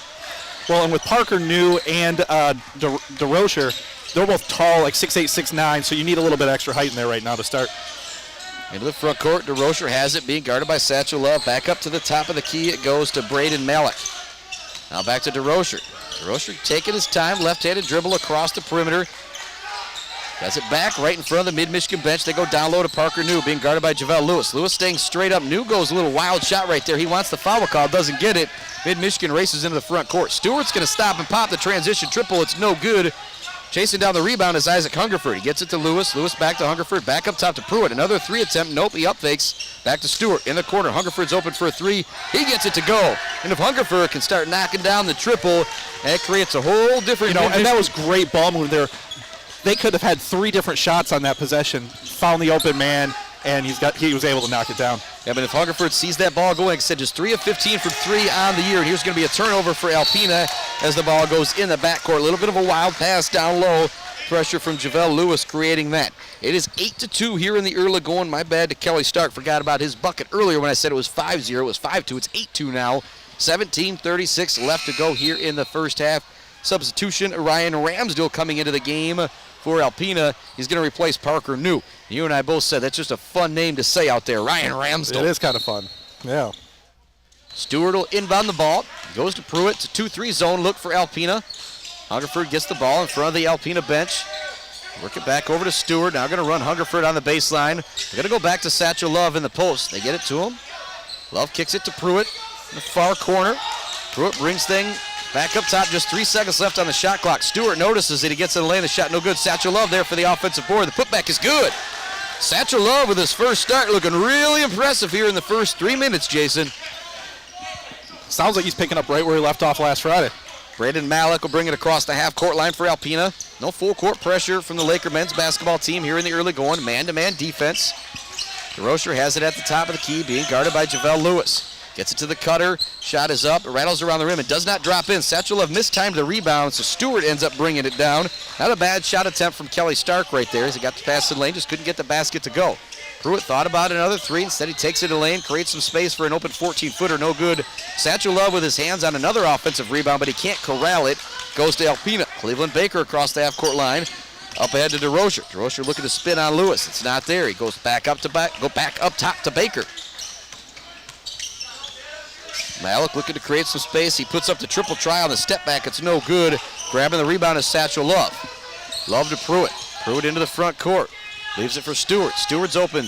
Lefty puts up the 3. No good. Long rebound. Tipped by Lewis right into the hands of Satchel Love. And Love gets it to go. He's got 6 here in the early going. We've got a 30-second timeout coming from Alpena. We'll keep it right here. 12-2 our score. If you're Mid-Michigan, said Satchel Love played so good in that last game and pick it up right where he left off. And if you can have the 6'8", 6'9", with the 6'8", 6'7", 6'9", Javelle Lewis down low, whoo, you talk about some twin towers in junior college basketball. And not only that, who are you going to guard? You know, a lot of these colleges that are going to play are not going to have 2 guys that can keep up both athletically and from a height standpoint. So if you have Satchel Love down there playing as well as he is so far, you know, that brings a whole nother dynamic to this team. And but just 6 points here in the early going. He's got 2 offensive rebounds, and that was a great play from Javelle Lewis. I don't know if he meant to do it, but he tipped it to his teammate Satchel Love to allow him to get the putback attempt. 12-2 our score here in the early going. A very similar start to our men's game as the women's game. Zach Sayez into the game for Alpena. He'll bring it across the half-court line. He's going to hand it off to DeRocher. He up fakes the 3, then takes it. In and out, no good. Tim Stewart chases down the rebound. Stewart hustling down court. Being trailed by Lewis. Catches it, thought about the three, instead gives it back to Stewart, back to Lewis. Then he's going to put up the triple try. No good off the side of the rim. Satchel Love with another offensive rebound to Hungerford in the corner. Hungerford looking to get it back to Love. It's not there, though, so it goes back up top to Stewart. 12 seconds on the shot clock for the Lakers to play with. Pruitt has it, just 9 seconds remaining. He's going to look to drive and create. Gets it back to Lewis. Just 5 seconds left on the shot clock. Over to Stewart. Stewart's going to have to force it up. Baseline jumper is good. Tim Stewart knew he had a couple seconds to make an open jumper. Got to the baseline, a little bit of a step back, nothing but nylon. 14-2, Mid-Michigan with the lead. Three-pointer is up and no good for Kelly Stark. Stark really the only aggressive offensive player in the early going. Pruitt, free throw line jumper, it's short. Hungerford comes down with a rebound for Mid-Michigan. His right-handed hook shot is good. Great start to the game for Isaac Hungerford along with Satchel Love. They've got 11 combined. It's 16-2. We're only 5 minutes and 8 seconds into the game. Kelly Stark gets it down low to Parker New, who's back into the game for Alpena. Works it up to Cleveland Baker. They now go back to New. It's being guarded by JaVale Lewis. He looks to create some space. Lewis doing a good job staying straight up. New wants it back in the post again. He squares up on Lewis. Lewis once again keeping his feet moving, playing excellent defense down low. New gets it back. 3 seconds on the shot clock. 2 seconds. New forces it up, and ooh, he gets it to go over the outstretched arm of JaVale Lewis. I tell you what, you feel really good if you're Parker New getting that shot to go in over Lewis. 2-3 zone. Look once again from Alpena. Stewart looks to create, dribbles into the middle of the zone. Free throw line jumper, no good. He looks to get his own rebound, dives on the floor for it, doesn't get it. Goes to Kelly Stark. Across the half-court line comes Sayes for Alpena. Leaves it to Parker New. New into the lane, shot up, no good. Satchel Love made it difficult. Getting the offensive rebound is DeRocher, and ending up with his leg on the shoulder of DeRocher is Satchel Love. So an awkward foul call is going to go against Satchel Love, and they're going to give the basket as well to the shooter. Was that New that got that one to go as well? We'll see who shoots the free throw. DeRocher. DeRocher got that one to go. He said DeRocher and New, their two best offensive players, now both in the scoring column. And that whole series was awkward. They probably could have called that as he's getting the rebound, called it on the floor as opposed to a shot. They waited until he went back up. It was just awkward all the way around. DeRocher headed the line. Some substitutions coming in. Micah Kramer out there with Noah Pruitt. Mason Matuzik and Alec Mills from Mount Pleasant both out there for the Lakers, along with Antoine Walker. DeRocher at the line. Going to make it a 10-point game with this free throw. It's no good off the side of the rim. Chasing down the rebound is Parker New. He wants it to be Alpena basketball, but the official, a great view of it, gives it back to the Lakers. Walker will inbound it for Mid-Michigan, 16-5. Lakers with a big lead already here in the early going. Pruitt to Matuzik. Back to Kramer at the top of the key. Kramer down to Mason Matuzik. 2-3 zone look out there for Alpena still. You want to get that outside shooting going if you're Mid-Michigan. Kramer gets in the middle of the zone to Walker. Down low to Mills. Mills with an up and under move, and he gets the lay-in to go. Well, Mills, a beautiful lay-in right there. A little whirling dervish to get underneath the hoop. Use the spin on the ball to get it to go off the right-hand side of the hoop. Back down low, New gets it. Mills guarding him straight up. Gets a piece of the shot, but somehow New still gets it to go. Great job by Parker New. Like he got his shot blocked a little bit right there, but he stayed with it and got it to get up on the rim, and it rolled in. He's got really good footwork down low. He does. Pruitt gets in a lane. Floater, no good. Mills battling for the rebound. He comes up with it. Right-handed hook is good. Nice play right there from Alec Mills. He's only been in the game for about 30 seconds, and he's already got 4 points. Now we got a timeout on the floor coming from Alpena. Just another 30-second timeout, so we'll continue to keep things right here. 20-8 is our score. You've dealt with a little bit of an onslaught if you're Alpena.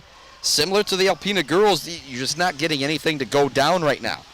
No, but I don't think it seems like a different flow than what we saw with the women's game, right? And so I think here, you know, I don't think it's as bad. I don't want to say it was bad because I don't want to sound like I'm harping on the Alpena women there. But no, I think the men here just need to hit a couple shots, see a couple shots go down. Really, couple stops, couple buckets, and they're really in this game right now. It's not out of hand yet. Yeah, but you start to realize how important guard play is. You might have a little bit of size advantage, strength advantage for Alpena, but the ball pressure makes it tough to get it down low. To New and to DeRocher. We haven't seen DeRocher get the ball in the post yet. Here comes a little bit of full court pressure from Mid-Michigan. Just going to be Noah Pruitt, man-to-man defense against Zach Sayas as he comes across the half-court line.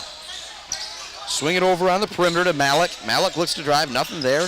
Back up top. Now they look to get it down low. As I say that, DeRocher gets his first post touch. He's double team, kicks it out to Parker New, and New drains the triple. As their leading scorer averages 21 points per game in conference play. 20-11 is now our score. You know, you said it, Jason, 1-3, 2 threes. Already seems like a much closer game, doesn't it? Walker gets the ball in the middle lane, out to Kramer. Kramer looking to create, gets it to Walker, now to Watuzik, who's open in the corner. He doesn't take the three, drives the baseline, nothing there. Mills gets it in the corner. He looks to drive up to Kramer up the top. He's going to launch a deep triple try. It's no good off the back of the rim. Going up and getting the rebound is going to be Adam Erlob for Alpena. He gets it over to Malik. Malik across the half-court line. 12 minutes left to go here in the first half. New up fakes. Takes it into the lane. Good job by Alec Mills staying with it. I think he might have blocked that shot from behind and got all ball. We're now going to have a foul call going against DeRocher. He does not like the foul call. They wanted a jump ball there, and I might have to agree with DeRocher. Yeah, I think I would have been a little irritated with that one too. Yep, could have been a jump ball, could have been a foul call. It goes towards the way of Mid-Michigan. Be the first foul call going on DeRocher. Noah Pruitt's going to come out of the game. He'll be replaced by Tim Stewart. So your 5 Laker men out on the floor. Micah Kramer, Tim Stewart, 2 guys from Mount Pleasant, Alec Mills and Mason Watuzik, along with Antoine Walker. Kramer has the ball, gets it in the corner to Mills, back up top to Kramer. Alpena continues to work in that 2-3 zone. Stewart has it in the corner, opposite of the Alpena bench. Brings it back up top, looking to create some space. Kramer's going to up fake on the 3, put it on the deck, now get into the lane. 4 seconds left on the shot clock. His pass is tipped away. It's stolen by Braden Malak. For that last time out, Alpena's been playing a lot better. New has it at the top of the key, almost loses it off his foot, ends up creating an opening for him against Mills. It goes down low to DeRocher, and Mills swats it out of bounds. Alec Mills playing really good defensively for Mid-Michigan. He's actually going to come out of there. Couple baskets, couple rebounds, couple blocks for Alec Mills in just a couple minutes, filling that stat sheet. Alpena inbounds it on their own baseline. They work it around, trying to create an opening for Malik, but great defense from Tim Stewart, chasing them all around the floor. DeRocher has it in front of the Mid-Michigan bench. Drops it off to Malik. Just 7 seconds left on the shot clock. They give it over to New. New's got it knocked away from him by Lewis. He goes to put up the shot, and Lewis knocks it away again. Great defense from Javale Lewis. Watuzik across the half-court line for mid to Antoine Walker. Walker calls out a couple signals, now to Tim Stewart. This Alpena 2-3 zone's been a lot better here as of late. As I say that, Watuzik's open for the triple try, and it's nothing but net. Mason Watuzik also picking up from where he left off in the last game as he gets the triple try to go. DeRocher quickly into the front court for Alpena. Thought about the 3, instead waits for the rest of his team, and they'll set things up. Now he does launch the 3. His shot is long. Tim Stewart grabs the rebound on the run for Mid-Michigan. He's into the front court, looks to get all the way to the hoop if no one's going to stop him. He does, kind of a pinball to get the shot up, no good. Parker New grabs the rebound. Alpena racing down court. Wild pass ends up in the hands of DeRocher off the deflection. Now they go in the middle of the lane to Erlob. Erlob gets to the hoop and gets it to go on the right-hand side. Nice move from Adam Erlob, freshman from Alpena. 23-13 our score. And if you're Alpena after that terrible start, you've pretty much played even here with this Mid-Michigan team. Well, yeah, you're down 10. You still got 10 minutes left in the half. And really, too, like we're talking about the difference between the first game that we saw tonight and this game now, you know, there's more flow to Alpena than the ladies had. And they're also, you know, they're getting into their offensive sets. The ladies couldn't even get into an offensive set. Kramer's going to put up the triple try. DeRocher chased out on him to make it difficult. Tim Stewart grabs the rebound. He goes up and under and gets the lay-in to go. Now 4 points here in the first half for Tim Stewart. It's 25-13 Mid-Michigan with the basket. The second chance opportunity, able to capitalize for mid. Ball goes around the perimeter. They finally get it down low to DeRocher, being guarded by Antoine Walker. Good defense by Walker, giving up some size, but just stays straight up to make it difficult for DeRocher, and he couldn't get it to go. Kramer looks to cross over, get down on the baseline. It's the pass over to Stewart on the opposite baseline. Now back up top to Watuzik. Watuzik over to Walker. Walker up fakes the 3, back to Kramer. Kramer now puts it on the deck, looks to leave it for Lewis, but it's tipped by DeRocher. Good defense from Alpena. DeRocher taking his time getting back on offense now, though. No numbers for Alpena.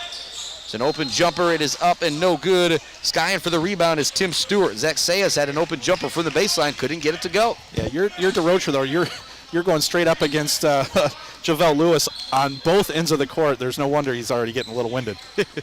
Watuzik has it, gets it to Kramer. Kramer's going to kind of be double teamed in the 2-3 zone. Not tightly, though. So back up top to Walker. Now over to Stewart.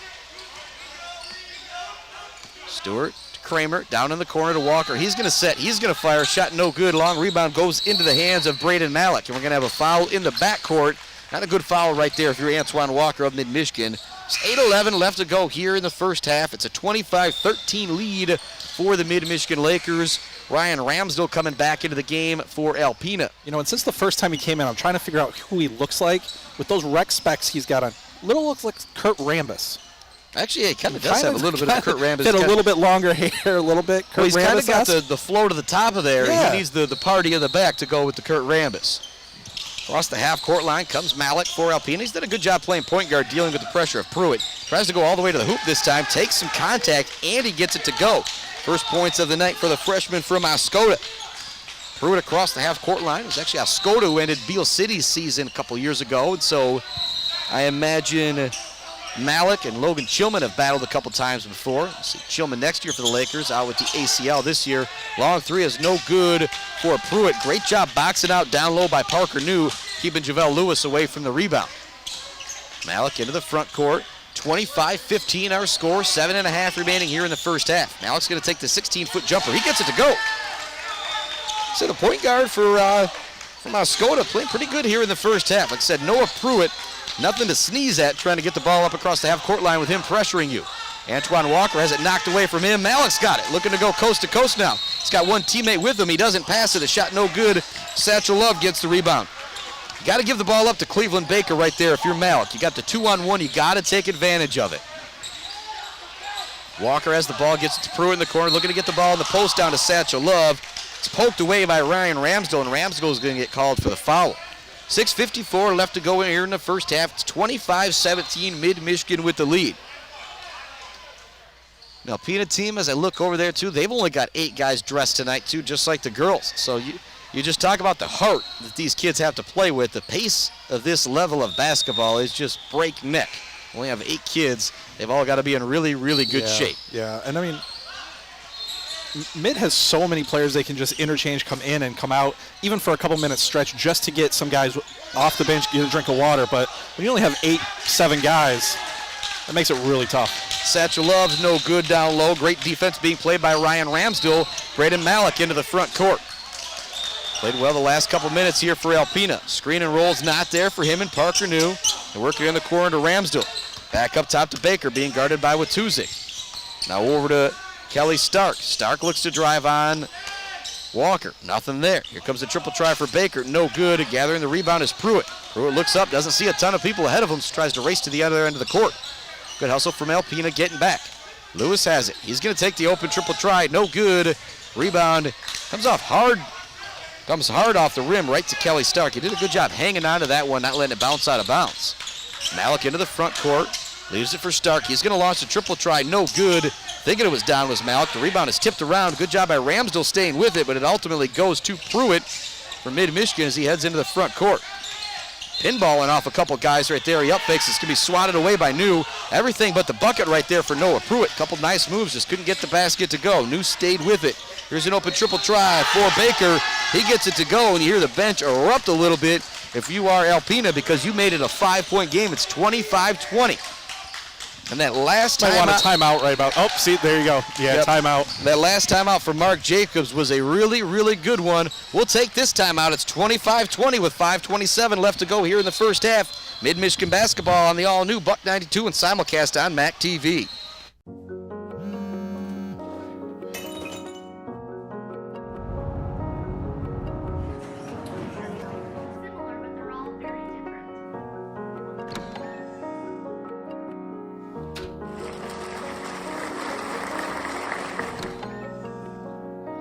I got you something.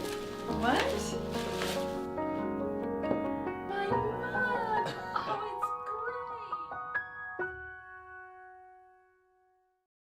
great! Happy about where you live or Work is important. That's why at Greenwald, BC, when they take on a project for residential or commercial, don't worry, Bill Happy. They're elated to help. They can take the toughest building project and get the job done right. Call Colin and Preston Herron at Greenwald, BC, 772-2202. Welcome back to Moore Courts. Mid-Michigan Lakers basketball on MAC TV and the all-new Buck 92. Jacob Tomsick into the game for Mid-Michigan. I think this is Coach House saying it's time to start shooting him out of the zone to bring Tomsick into the game. Matuzik's actually going to get called for travel as he went to dish it off to Lewis in the post. Alpena's defense, since about that 12-minute mark of the first half, has really become great. great. Just going to step in and say something about that because, yeah, I mean, the last 5-6 minutes, Alpena's picked up the defensive pressure. They've hit a few shots. They're only down 5 with a chance to cut this to a one-possession game. And the team that's only won one game coming into tonight, and that was versus Macomb. We're going to have an offensive foul, and Noah Pruitt knew it. Great job by Pruitt staying with that play. That's one of those when that screen comes, if you don't fight around it if you're Pruitt, and sometimes when it's a good screen, you just expect a teammate to switch. He continued to fight, and he drew the foul call. Isaac Hungerford back into the game for Mid-Michigan. It's your 5 Laker men out there. Jacob Tomsick out of Midland Dow. Noah Pruitt out of Okemos. Isaac Hungerford out of DeWitt, Satchel Love out of Detroit, and Javelle Lewis out of Grand Ledge. Just noticed, too, over on the sidelines there, it looks like Antoine Walker for Mid's in some pain, so we'll have to keep an eye on that. And hopefully the youngster is all right. Tomsick's going to launch the triple try. That's why he's in the game. In and out on that one. Hungerford there for the offensive rebound. He puts the shot back up and draws the foul. Hungerford's had some good minutes here in the first half for Mid-Michigan. Said he is a defensive energy player that can also knock down the three. Hasn't had the three-point shot going early in the season. They knocked one down here in the early going, and it might be all he needs to get things going for the rest of the season. First free throw, nothing but net for the sophomore out of DeWitt. When you think of Hungerford play basketball or watch him play basketball, he's just got to be a coach's dream. Great form on the shot. Never really seems to make mistakes. Great fundamentals. When he gets the ball, we talk about the triple threat position. He goes triple threat every time, and most of the time when he catches the ball, he throws an up fake in there just for good measure. Triple try for Baker's no good. Satchel Love gathers the rebound. Well, kind of. It ends up in the hands of Hungerford. Well, and with Hungerford, too, he does a little bit of everything, right? He plays great defensively. He can hit that three. He passes the ball really well. He gets his teammates involved. You know, you really don't see a glaring weakness in his game at all. Yeah, just like I said, coach's dream out there. Lakers draw the foul as they work the ball around the perimeter against this 2-3 zone of Alpena that's been much more active as of late. 27-20 our score. Javelle Lewis going to come out of the game. Alec Mills replaces him. So you've got Mills, Hungerford, Pruitt, Satchel Love, and Jacob Tomsick out there for the Lakers right now. Tomsick will inbound the pass, goes to Satchel Love, back up top to Pruitt. Trying to set up Tomsick with the open triple try in the corner. He looks to pass it in the post. Got to get a bounce pass in there. Erlob knocks it away for Alpena. To the front court they come. Malice going to launch the deep triple try. No good off the back of the rim. He rushed that one a little bit. Satchel Love gathers another rebound down low for Mid-Michigan. Into the front court comes Noah Pruitt. Pruitt to Tomsick. Tomsick surveying what's out there. Now to Hungerford. Hungerford's going to launch the deep triple. Ooh, it goes down. I told you he sees one go in. Watch out for the rest of the season, I even said. He's now 2 for 2 on the night. And that one might have been sending a little bit of a message like, hey, guys, I have found my shot. Watch this one go down. Parker New, he's got a second to set. He launches, and he gets it to go. He now has 10 points here in the first half. Parker New, Isaac Hungerford lead the scoring for both teams, each with 10 points. It's 30-23, Mid-Michigan with the lead. Alec Mills out to Hungerford, now to Pruitt. Pruitt over to Tomsick. Tomsick's going to launch the triple. No good. Hungerford goes in fighting for the rebound. I think he's going to draw. No, they're actually going to call Tomsick for the foul on that one, I believe. No, I think they just called it off the score. Yep, you are correct. Shot clock, excuse me. Yep, some substitutions coming in. Tim Stewart back into the game. So you got Tim Stewart, Isaac Hungerford, Jacob Tomsick, Alec Mills, along with Javelle Lewis. 3:37 left to go. It's 30-23. Alpena started off pretty bad. They were down 12-2 real early in this game, but they've played well since then. Now 30-23. Great job breaking the pressure by the Alpena team. Malik has it on the far wing, and he's going to draw the foul as he looks to drive. The Alpena basketball right in front of the Mid-Michigan bench. Malik will inbound it, the freshman from Oscoda. He's got 4 points here in the first half. Man-to-man defense on this possession from Mid. Looking to drive in the lane as Kelly Stark passes it back up top to Malik. He up fakes, looks to create space. Good defense from Jacob Tomsick, staying with him. Up top it goes to Stark. Stark over to Sayes. Sayes back to Stark. He's going to launch the deep three off the front of the rim. No good. Tim Stewart grabs the offensive rebound. Kelly Stark sure not afraid to shoot the basketball out there. Nice spin move into the lane for Tomsick. Kicks it out. Hungerford open for another three. That no good. Alec Mills does a great job getting in position down low. He's going to put it back on the deck, and he's going to draw the foul call going against Alpena. Adam Erlab does not like the foul call. I believe that's going to have Mills heading to the free throw line for a front end of a 1-and-1. Mills with 4 points here in the first half. Those guys, you just want to see him get some more minutes. Start thinking next year Lewis is going to be moving on somewhere else to play basketball, but you got two pretty good freshman big guys in Satchel Love and Alec Mills. Mills knocks down the free throw. 5 points for the freshman here in the first half out of Mount Pleasant. 31-23 our score. Noah Pruitt back out there for mid. Jacob Tomsick takes a seat on the bench for the rest of the half. Just takes his time, great form, and he knocks down that second free throw. Mike Kuhneman would be proud. 6 points now here in the first half for Alec Mills. 2:54 left to go. 9-point advantage for mid.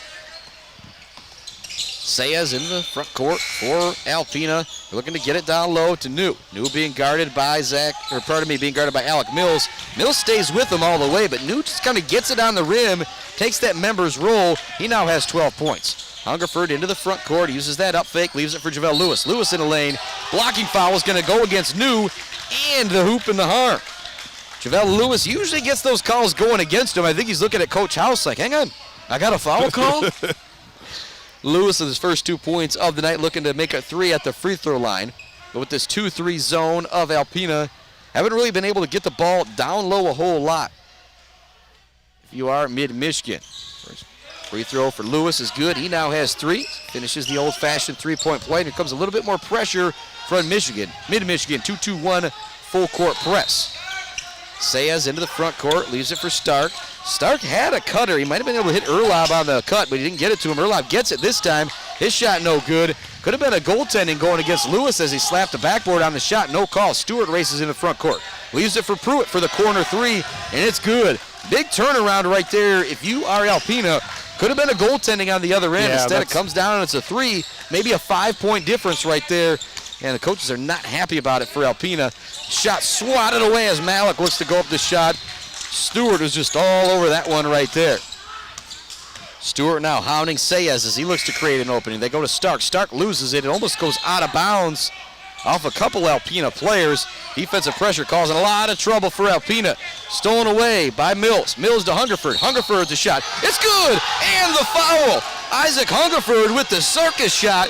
And he's got it all going here in the first half. He now has 12, and he can make it 13. It looked like he was just trying to create the contact, and the way it went, he kind of had to shoot it with his left hand, almost from his hip. Got it high off the glass, and it bounced in. Isaac Hungerford, sophomore from DeWitt, having a fantastic first half. He gets that free throw to go. He's now got 13 points to lead all scorers. 41-25 our score, 120 left to go here in the first half. Stark has it, looks to take it into the lane, puts the shot up on Mills. He gets the runner to go. Into the front court comes mid-Michigan. It's now 4 points for Kelly Stark here in the first half. Pruitt has it over to Hungerford. Hungerford's going to launch again, and he gets it to go. 16 now in the first half for Isaac Hungerford. You can call him unconscious. I don't know if he's missed yet. 3 triples, including that one from way downtown to shoot Alpena out of the zone. Now a 17-point lead for mid-Michigan, 44-27. This was a 5-point game 3 minutes ago. New with the shot, no good. Great defense down low being played by JaVale Lewis. Stewart races into the front court.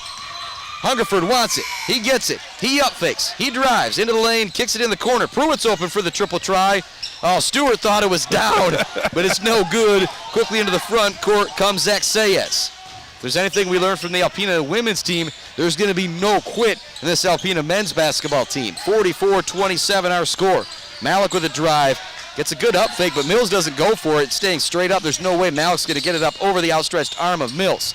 This time he launches the really deep 3, and Malik gets it to go from about 27 feet. He has 7 here in the first half. 44-30, 4 seconds left, 3 seconds. Pruitt's got a launch from the top of the key. It's up, no good, off the front of the rim. 44-30, our halftime score. We'll be back with a quick first half recap right after this on your Mid-Michigan College Foundation halftime report.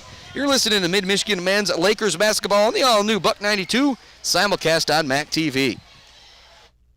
Humane Animal Treatment Society is an animal adoption center that helps find animals forever homes and provide them with certain medical treatments.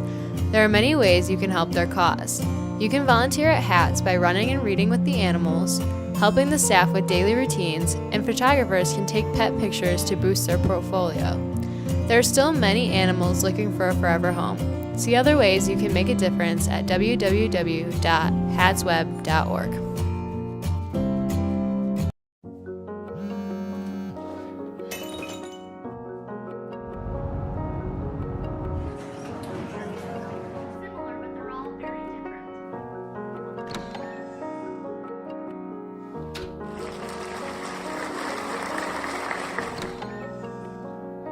I got you something.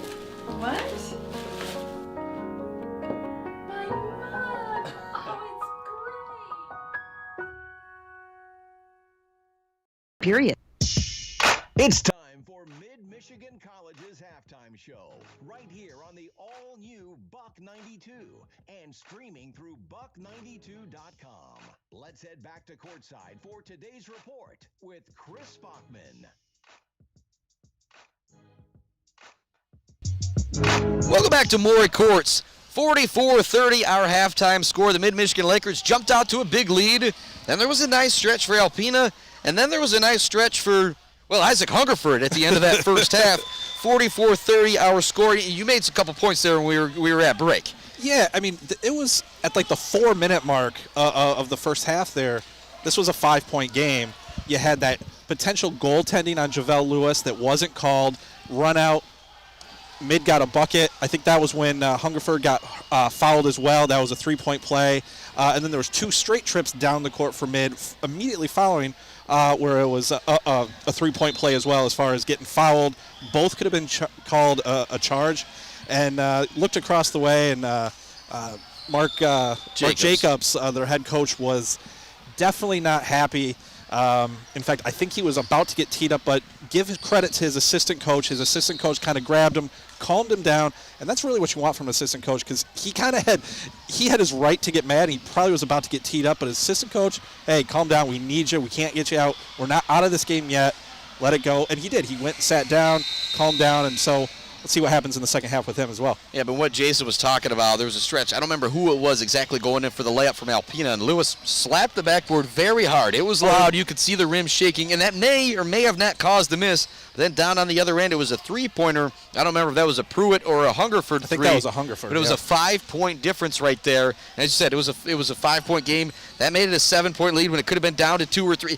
Just a big play right there, kind of that moment to remember for the rest of this entire ball game. But the player to remember in the first half, all credit to Parker New with 10 points. But Isaac Hungerford, I told you he can shoot the lights out. Yeah, he hadn't been shooting it great. 3 of 15 from 3 coming into this game. I believe he's now 6 for 18 from 3 after the half with shooting 3 for 3. And the last 2 were from way downtown. Yeah, the one especially. The one was a full-on zone buster. I mean, he was a solid 4 or 5 steps outside of that 3-point line. And that was the one, too. You could tell he's feeling it. Yep, and the one other guy we want to give some love to is Satchel Love. 6 points, 5 rebounds. Most of that coming very early in the game when the Lakers jumped out to a 10-point lead. Really kind of set the tone defensively. All 5 defensive rebounds. Got him in the first 2, maybe 3 minutes of this game. The other thing to keep an eye on, you mentioned at the start of the game, Tim Stewart kind of stuffs the stat sheet. Yep. And he's got 4 points, 8 rebounds, couple assists, has a block. So, I mean, he's playing really well as well. Again. Yep. Tim Stewart's one of those guys that no matter what happens at the end of the game, whether he's got 1 point, whether he's got 5 points, whether he's got 15, he's going to make a big impact on this game for the Mid-Michigan Lakers. 44-30, our halftime score. One more love I want to give to Braden Malik. That 3-pointer he hit at the end made it a 14-point game instead of a 17-point game. But when you look, 44-30 sounds a lot better than 44-27, doesn't it? You're right. It just sounds a little bit better. Yep. Sounds like you're closer than really you are. Yep, here on Buck 92, we're going to send it to This Week in MHSA Sports. We're going to take a short break on MAC TV, and when we come back, we'll have the second half for it. It should be an exciting one. 44-30, our halftime score. Mid-Michigan Lakers with the lead over Alpena on the all-new Buck 92 and simulcast on MAC TV. I signed up for the Laker Distinction Scholarship because I knew I wanted to go to mid right away anyways. I knew that I wanted to get through college debt-free or as close to debt-free as possible. Because I had some classmates who were a couple years older than me that had won it, and they had a really positive experience at mid. And provided me the perfect path to get my associate's degree here at Mid-Michigan College and begin the rest of my college journey. Winning LDS was a really positive experience for me. I was able to work on campus, and I was also able to study abroad, which is something I never really thought I would be able to do. Really, the basis of my success today and my continual success is the Laker Distinction Scholarship and is Mid-Michigan College, because without this first step, I wouldn't be where I am today. It really helped for me to know that the first 2 years of tuition were going to be lifted off my shoulders. I got to meet a lot of great people who have become friends and advisors for me, and I know that as I move on that they will still be here to help me get through the college process. And I really do think that my time here at Mid has helped prepare me to take these next steps, not only financially by saving a lot of money, but the faculty here at Mid and the classwork I feel like has really prepared me for the next step and these harder classes that I know I will be taking. Receiving the LDS scholarship gave me the opportunity to successfully transfer 67 credits to Grand Valley State University, now putting me on the fast track to graduation, where I will be graduating a complete year early in the spring of 2020.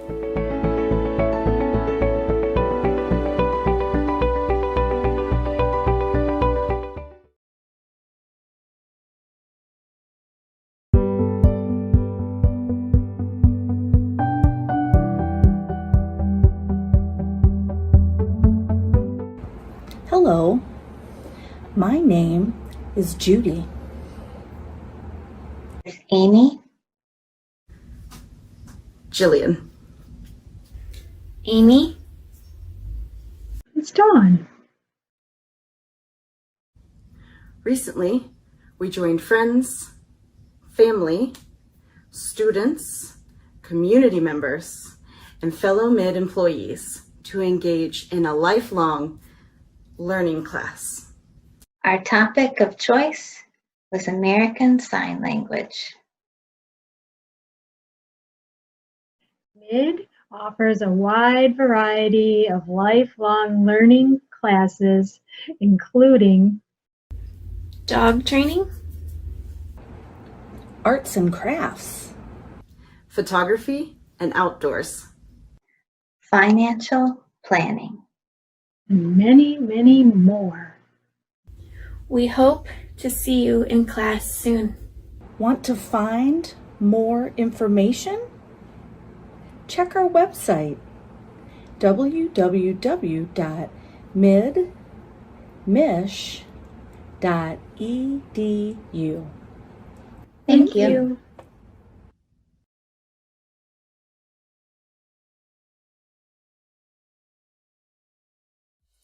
MAC TV Network is a local public access station that offers a variety of services, from in-studio interviews, wrestling, and so much more. We cover local concerts, sporting events, and activities around the community. Members of the community can come in and take a free workshop to learn anything from editing to camera work, broadcasting on Charter Channels 187 and 191, serving Gratiot, Isabella, and Clare counties.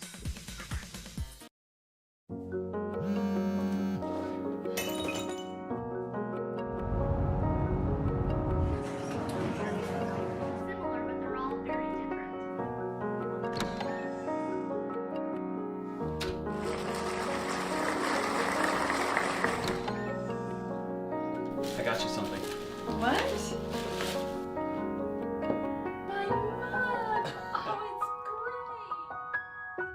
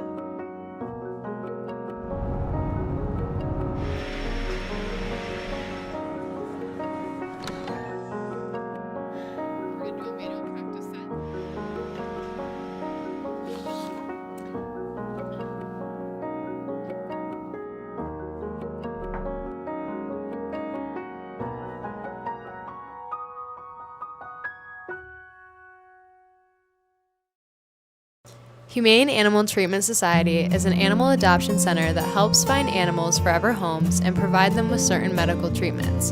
There are many ways you can help their cause. You can volunteer at HATS by running and reading with the animals, helping the staff with daily routines, and photographers can take pet pictures to boost their portfolio. There are still many animals looking for a forever home. See other ways you can make a difference at www.hatsweb.org.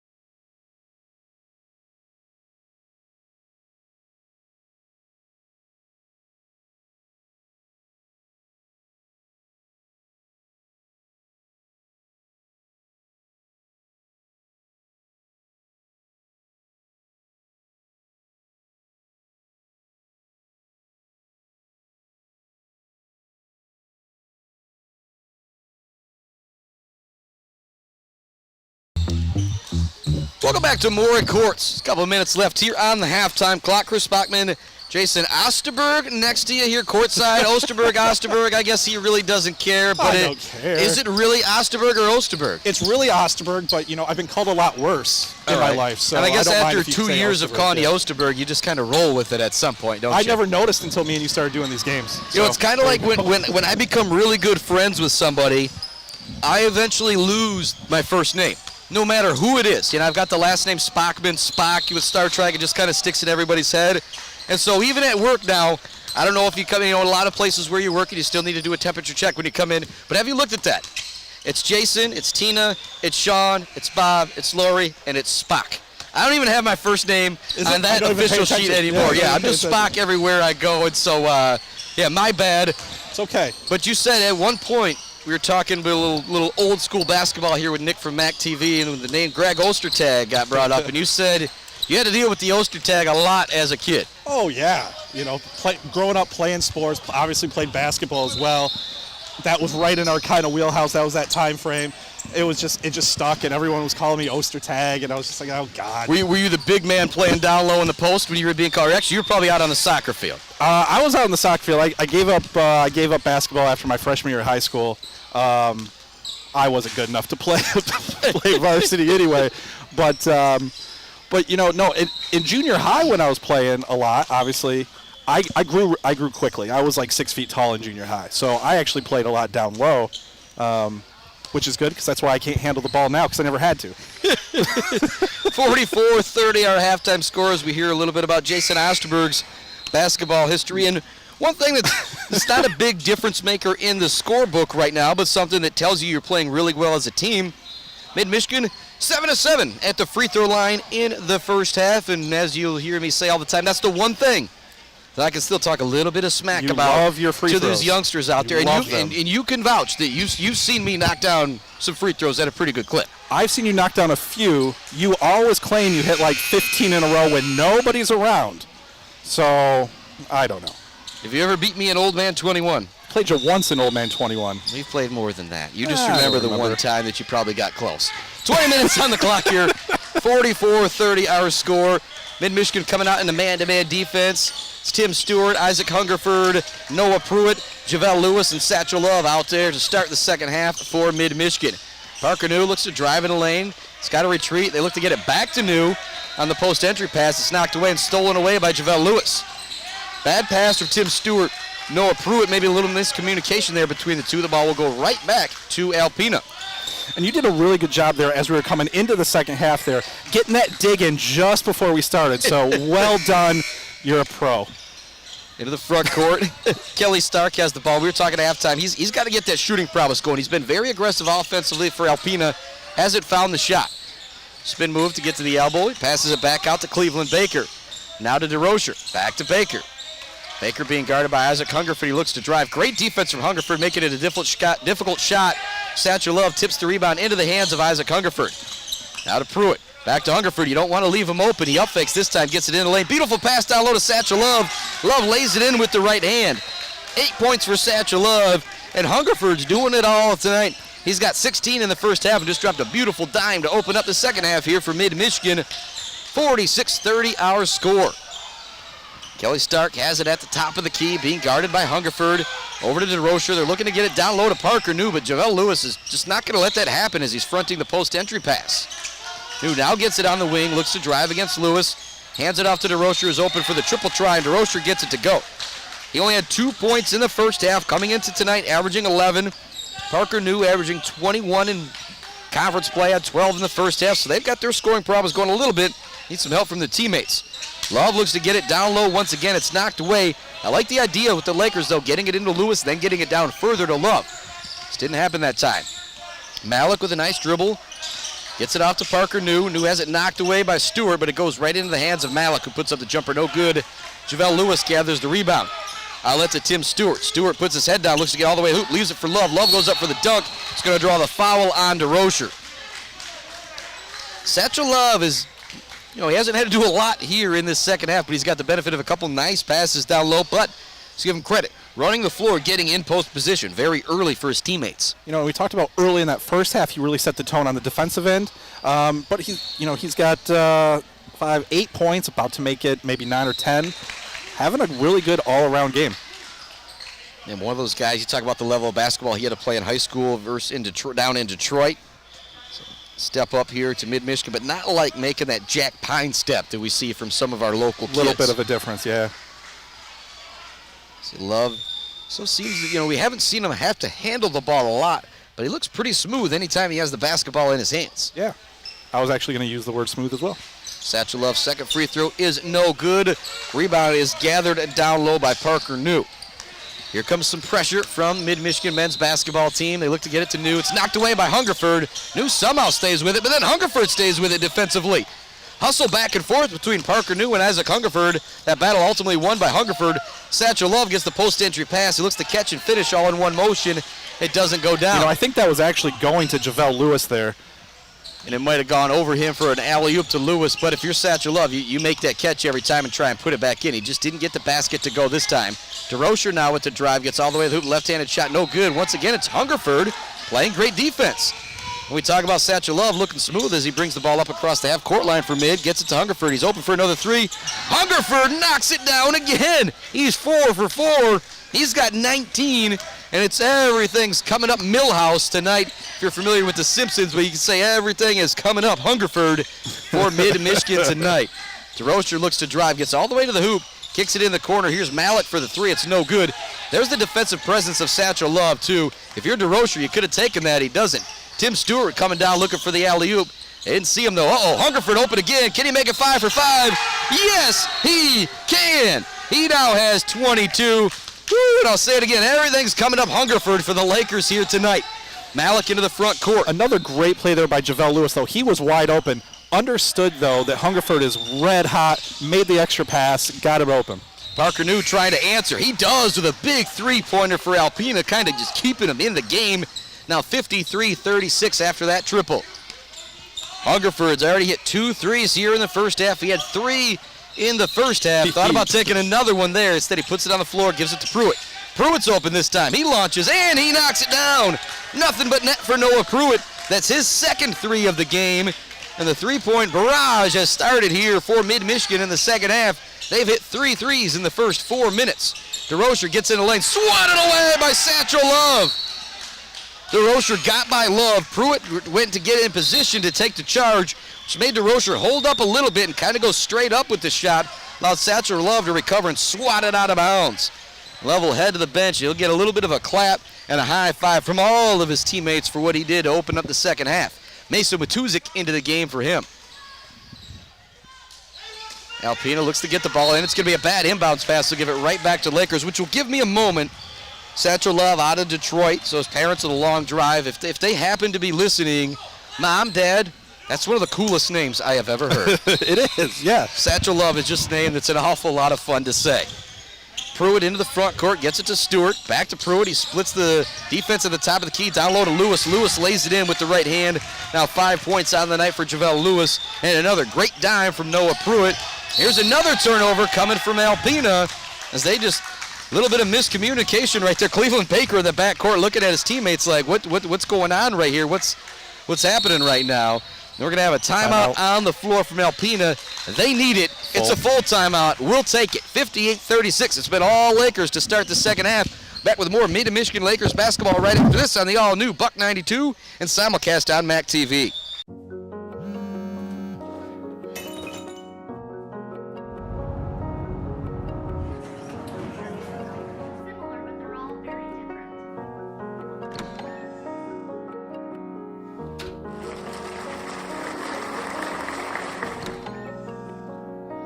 I got you something. What? My mug! Oh,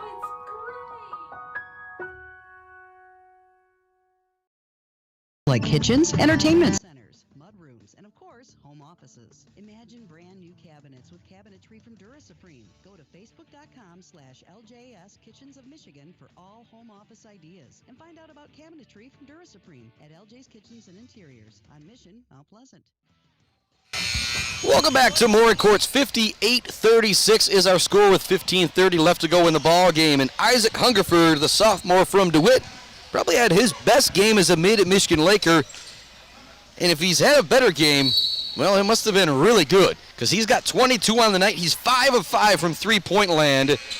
Also 3 of 3 from the free throw stripe. He has been outstanding for Mid-Michigan here tonight. Pruitt with the ball to Tim Stewart. Stewart now drives in the corner to Hungerford. Hungerford back up top to Pruitt. Driving the lane for Pruitt. Back to Stewart. Stewart now looks to drive. A little bit more bounce in the step from Alpena here on defense on this possession. As Pruitt launches a three, it's going to be short. Watuzik looks to save it. He does to Hungerford. Hungerford has it. Looks to put it up. He draws the foul. Finally, he doesn't get one to go, but Hungerford headed back to the free throw line to add to his 22-point total. Great play by Watuzik right there, just to get that rebound, get it back to Hungerford right there. It was one of those plays. Going to save it from the inbounds, and he kind of knew what he was going to do with it using his athletic ability. He can jump out the gym. Hungerford knocks that one down. This is one of those we're going to have to catch up with the coaches' scoring book after this, and I'm going to jinx him, but I don't know if he's missed yet tonight. I don't think he has. He's been perfect from the free throw line. He's been perfect from the three-point line, I believe. Second free throw also goes in, so no broadcasters jinx that time. Hungerford now with 24 on the night, and it is 60-36 Mid-Michigan, really taking control here in the second half. It's a 13-point lead at the half. It's already ballooned to 24 in the first 5 minutes of this second half. Baker has it at, it's Sayers with the ball at the top of the key. Leaves it off for Stark. Stark's shot is no good. Good box out down low from Lewis. Stewart comes in for the rebound. Pruitt has the ball. Drops it off to Watuzik. Over to Tim Stewart. Stewart back to Watuzik. He's not there for the pass, though. But he's able to get it before the over and back. Now back to Pruitt. 15 on the shot clock for Mid-Michigan. Skip pass to Hungerford. He looks to drive. Nothing there. Over to Stewart. Stewart now fakes. 9 seconds on the shot clock. He's going to take the 14-foot jumper. A lot of contest on that jumper, but he still gets it to go. Now 6 on the night for Tim Stewart. Here comes more pressure from Mid-Michigan. We're going to have another timeout on the floor. You know what? We're going to take that timeout too. 14-12 left to go. It is a 26-point lead for Mid-Michigan. It's been all Lakers here in the second half. We'll be back with more right after this on the all-new Buck 92 and simulcast on MAC TV. MAC TV Network is a local public access station that offers a variety of services, from in-studio interviews, wrestling, and so much more. We cover local concerts, sporting events, and activities around the community. Members of the community can come in and take a free workshop to learn anything from editing to camera work. Broadcasting on Charter Channels 187 and 191, serving Gratiot, Isabella, and Clare counties. Your friends at Taco Boy support our community and local high school sports. Stop in and see them today for a super wet burrito, mouth-watering tacos, and other tasty choices from the most authentic Mexican cuisine around. Taco Boy on the corner of High and Mission in Mount Pleasant. Welcome back to More Courts. MAC TV, Buck 92 here for Mid-Michigan Lakers basketball. Full court pressure from Mid. It's broken easily by Alpena. Stark gets in the lane, gets the right-handed layup to go. Kelly Stark been very aggressive offensively here today, just hasn't got the shot to go. Great pass down low to Andrade. And, oh, boy, you're not happy about that if you are one of the coaches for Alpena. You just literally got beat down court after you made a basket. Andrade gets the easy two. Ball goes down to DeRocher. Up top it goes to Sayas. Back to DeRocher in the corner. They're looking to get it down low to Parker New. Great defense for the sophomore from Buckley via Brazil. Enrique Andrade, it's a turnover. Here comes Mid-Michigan. Stewart with a jump step. Gets in the lane. Right-handed layup is good. That's a beautiful move by the sophomore from Detroit, Tim Stewart, right there. 66-38 our score. Mid-Michigan just continuing to dominate here in the second half. Sayas is going to launch the deep three. It's no good. The long rebound goes to Cleveland Baker in the corner. Gets it off to Kelly Stark. Stark with the fadeaway. This one he gets it to go. Almost like Kelly Stark was willing that one in the basket. He now has 8 points at 66-40. Hungerford with the ball right in front of the Laker bench, looking to get it down low to JaVale Lewis. JaVale Lewis being guarded by Parker New. He's not double-teamed, almost like he doesn't know what to do when that happens, so he gets in the lane, turns, gets the hook shot to go. JaVale Lewis really took his time there. It was kind of like, you're not going to double-team me? All right, I'm about to back this guy in and get two, and that's what happened right there. As I say, that Cleveland Baker answers back with a three on the other end. He's got 6 points, and it is 68-43. 12:40 left to go in the ball game. Stewart looking to get all the way to the hoop. Beats his man, can't quite get the English off the glass to get the ball to go down. But a beautiful move right there from Tim Stewart. I think he's now saying he needs a little bit of a break after that run. DeRocher with the ball. He's going to hand it off to Sayas. Sayas being guarded by Mr. Do No Wrong tonight, Isaac Hungerford. They work it back out. Here's another triple for Cleveland Baker. In and out, no good. JaVale Lewis gathers the rebound. Lewis is going to be fouled in the backcourt. And they're actually going to tee up Lewis. I don't know if I like that call right there, but if you are Lewis, it wasn't necessary. What happened there is Kelly Stark and Lewis got tied up. Stark maybe gave a little extra shimmy after he got the foul call, and so Lewis kind of pulled his arm out and gave him a little bit of a shove. And the thing is, we see these guys play every week. These refs might not, they see every game, but that's the first time all year I've seen JaVale Lewis really get irritated in a game, even if he's not playing well or he makes a mistake. So he was definitely getting held right there. I think that's one of those where you probably just grab the players. If I'm the ref, grab the players. Hey, here's your warning. Yep. Team up the next time. Yeah, but there will be a technical foul going against our boy JaVale Lewis. Said the kid with the $1 million smile. You don't see him getting teed up very often. Zach Sayas misses the free throw. He'll get one more here, looking to get himself on the board. Freshman out of Reed City. It's 68-43. 12:16 left to go.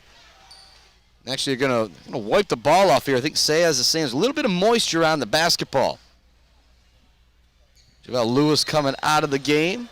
5 Lakers out there. Alec Mills, Enrique Andrade, Zach Miller, Mason Matuzik, and Tim Stewart.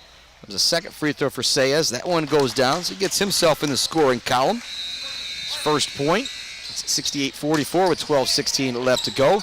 The Laker basketball.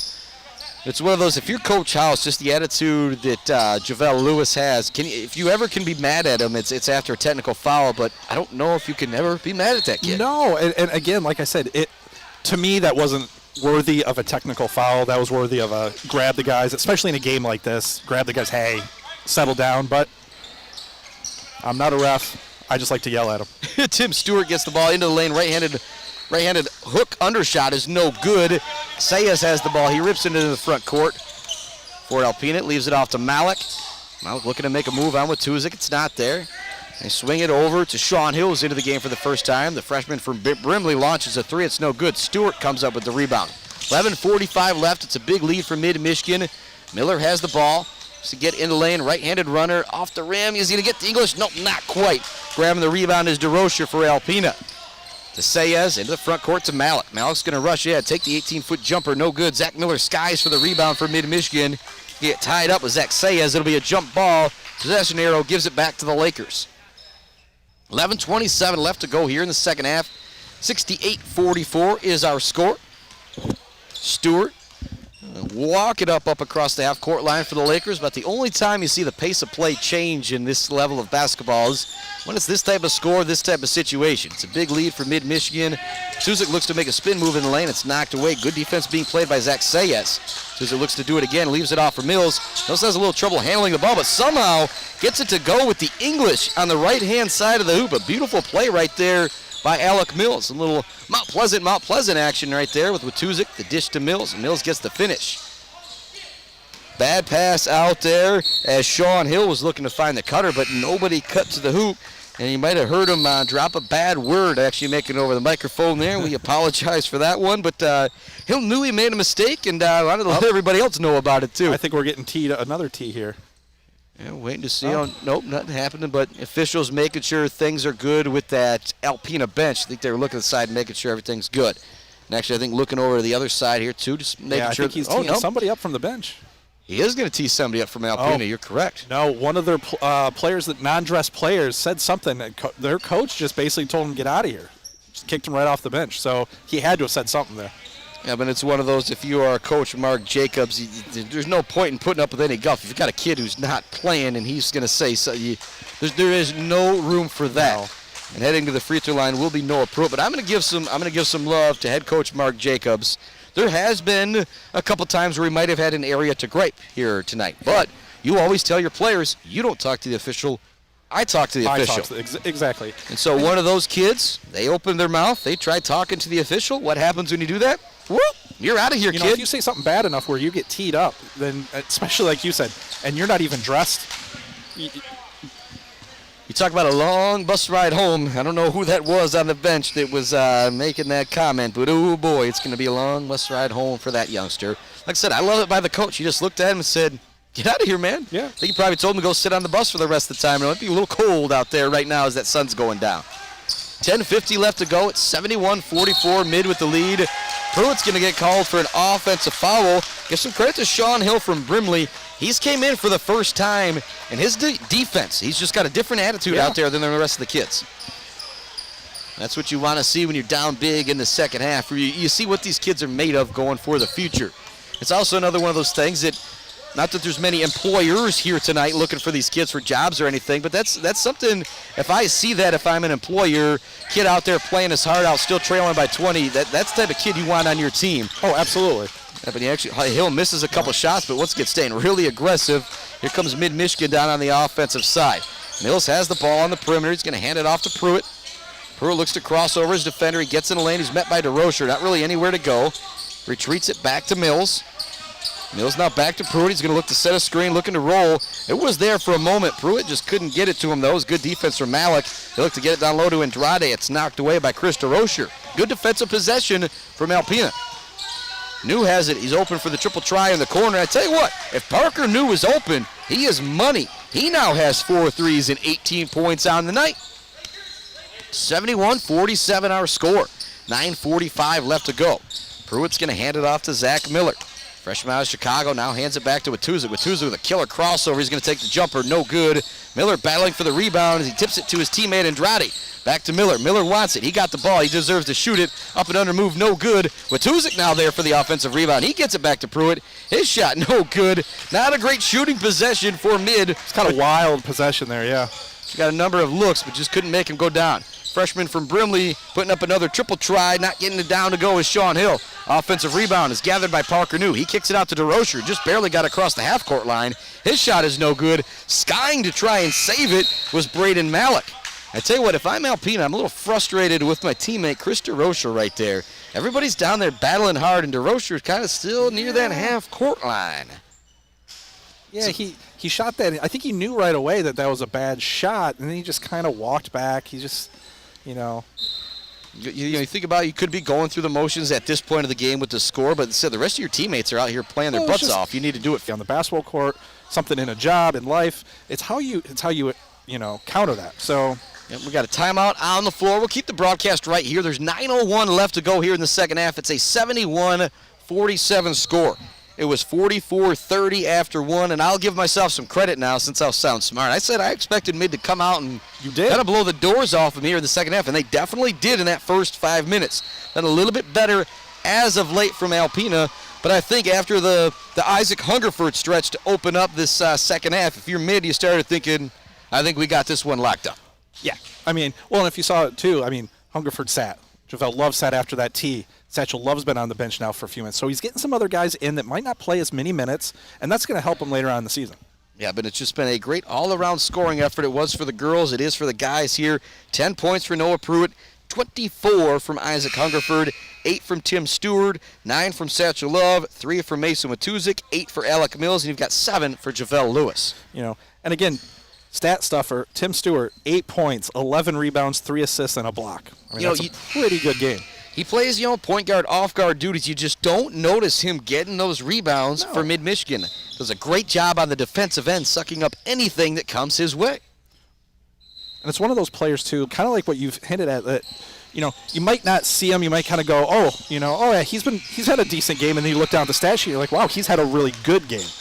Watuzik into the front court, leaves it to Zach Miller, who's open for the triple try in the corner. It's no good. Long rebound goes into the hands of Braden Malik, but it's knocked away from him. Great job staying with it. Miller staying with it. He races into the front court, gives it to Watuzik. Watuzik on the drive. He gets stuck underneath the hoop, looks to pass it. It's knocked away by DeRocher. He'll stay here with Mid. The officials are getting together, making sure they got that call correct. I think that might have actually gone off the back of the backboard and not actually hit one of the Alpena players there. I think that's what the rest might be talking about. Yeah, I'm not exactly sure what happened there either, but the way Coach House was talking about it made it seem like the call was correct, or he wouldn't. It seemed like he was correcting him on something, but I don't think he'd be telling him that it's Alpena basketball. 8:43 left to go. The officials just making sure they got things squared away, and it looks like Watuzik's going to inbound the ball from underneath his own hoop. 8:43 left to go. I think what I was noticing there was just something that was, the refs didn't even notice it. I'm just, I'm trying to help the refs out as much as anything else. Satchel Love will replace Alec Mills. Mills has got 8 points. Satchel Love has 9. You think about Lewis being your starting center, but then you think about your 2 freshman big guys. You got a combined 17 from them. Woo, that's pretty good. Love has it, looks to go all the way to the hoop. No good. It's blocked by Parker New. Great defense from the freshman out of Traverse City.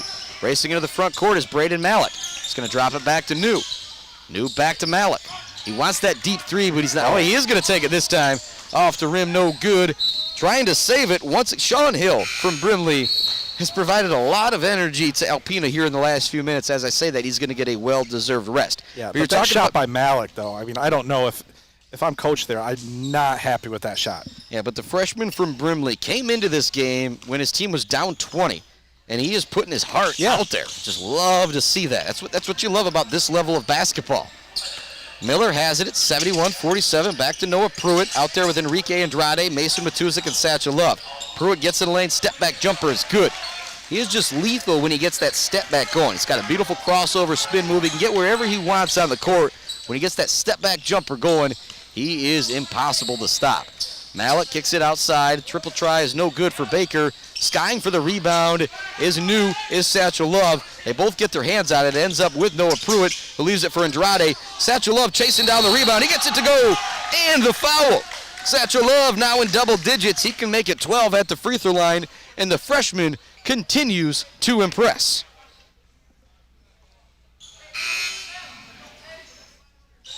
Trying to think of a terrible joke to make about a satchel, and he's got all the tools in the satchel tonight or something like that. How's that? No, it's not working. Not working as I look at your face. No, that was bad. Satchel Love split a pair earlier in this half. He's got 11 points, As I try and make a joke, it's just not going. But the good news is everything is going right for the Lakers. Love misses that free throw, but it is 75-47. DeRocher across the half-court line being guarded by Andrade. They leave it for Malik. Over to Baker. Baker back to DeRocher. Good defense being played by Mid. Kind of switching everything here this time. Back to Baker. Andrade gets through the screen. Now back to Urlaub. Great defense being played by Mid. Parker New gets it down low. Satchel Love stays straight up and just does not allow him a clean look. It's no good. Zach Miller with the rebound. Freshman from Chicago wants to go coast to coast. He does that there, but I guess who's there for the putback? Satchel Love showing his teammate a little love. How's that one with the putback there? That a little bit better, Jason? The first one was so bad the bar was set pretty low. I need that dum-dum-dum sound for you to give me here. Driving lane for DeRocher. He makes a great move to get all the way to the right side of the hoop and gets the lay-in to go. He now has 7 points. 77-49 our score, 6:40 left to go. Micah Kramer across the half-court line for Mid. Leaves it for Satchel Love. Love looking to get to the hoop once again. It's knocked away. Great defense being played. I'll say that was the help defense of Adam Urlaub. Great pass. In the front court. Urlaub gets the lay-in to go. Good pass there. It was a beautiful pass from Braden Malik, and he loved to see the bounce pass in the open court. Watuzik puts it on the deck. Kicks in the corner. Andrade's open for a three. No good. Long rebound is touched by Miller, and Miller's able to hang on to it. Kicks it up top to Watuzik. Watuzik thought about the three. Crossover dribble. Kicks it in the corner to Andrade. He's open again. This one no good. Satchel Love skying for the rebound. Spins in the lane. Shot is up. And he gets it to go. Satchel Love now with 15. And if it wasn't for Isaac Hungerford, this would be Satchel Love's night. Under 6 minutes remaining. It is a 38-point lead for Mid-Michigan. Or 28-point lead, pardon me. I cannot count. It's 79-51. Shot is up, no good. Rebounded by Andrade. Leaves it for Kramer.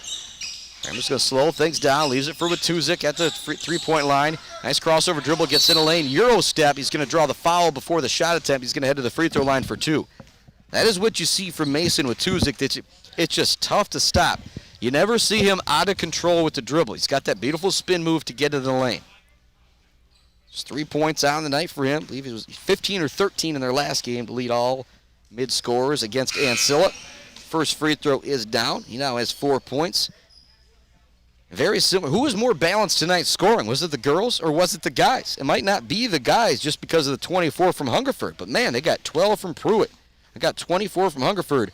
8 from Stewart. Now 5 from Matuzik. 15 from Satchel Love. 8 from Alec Mills. It has been very, very impressive.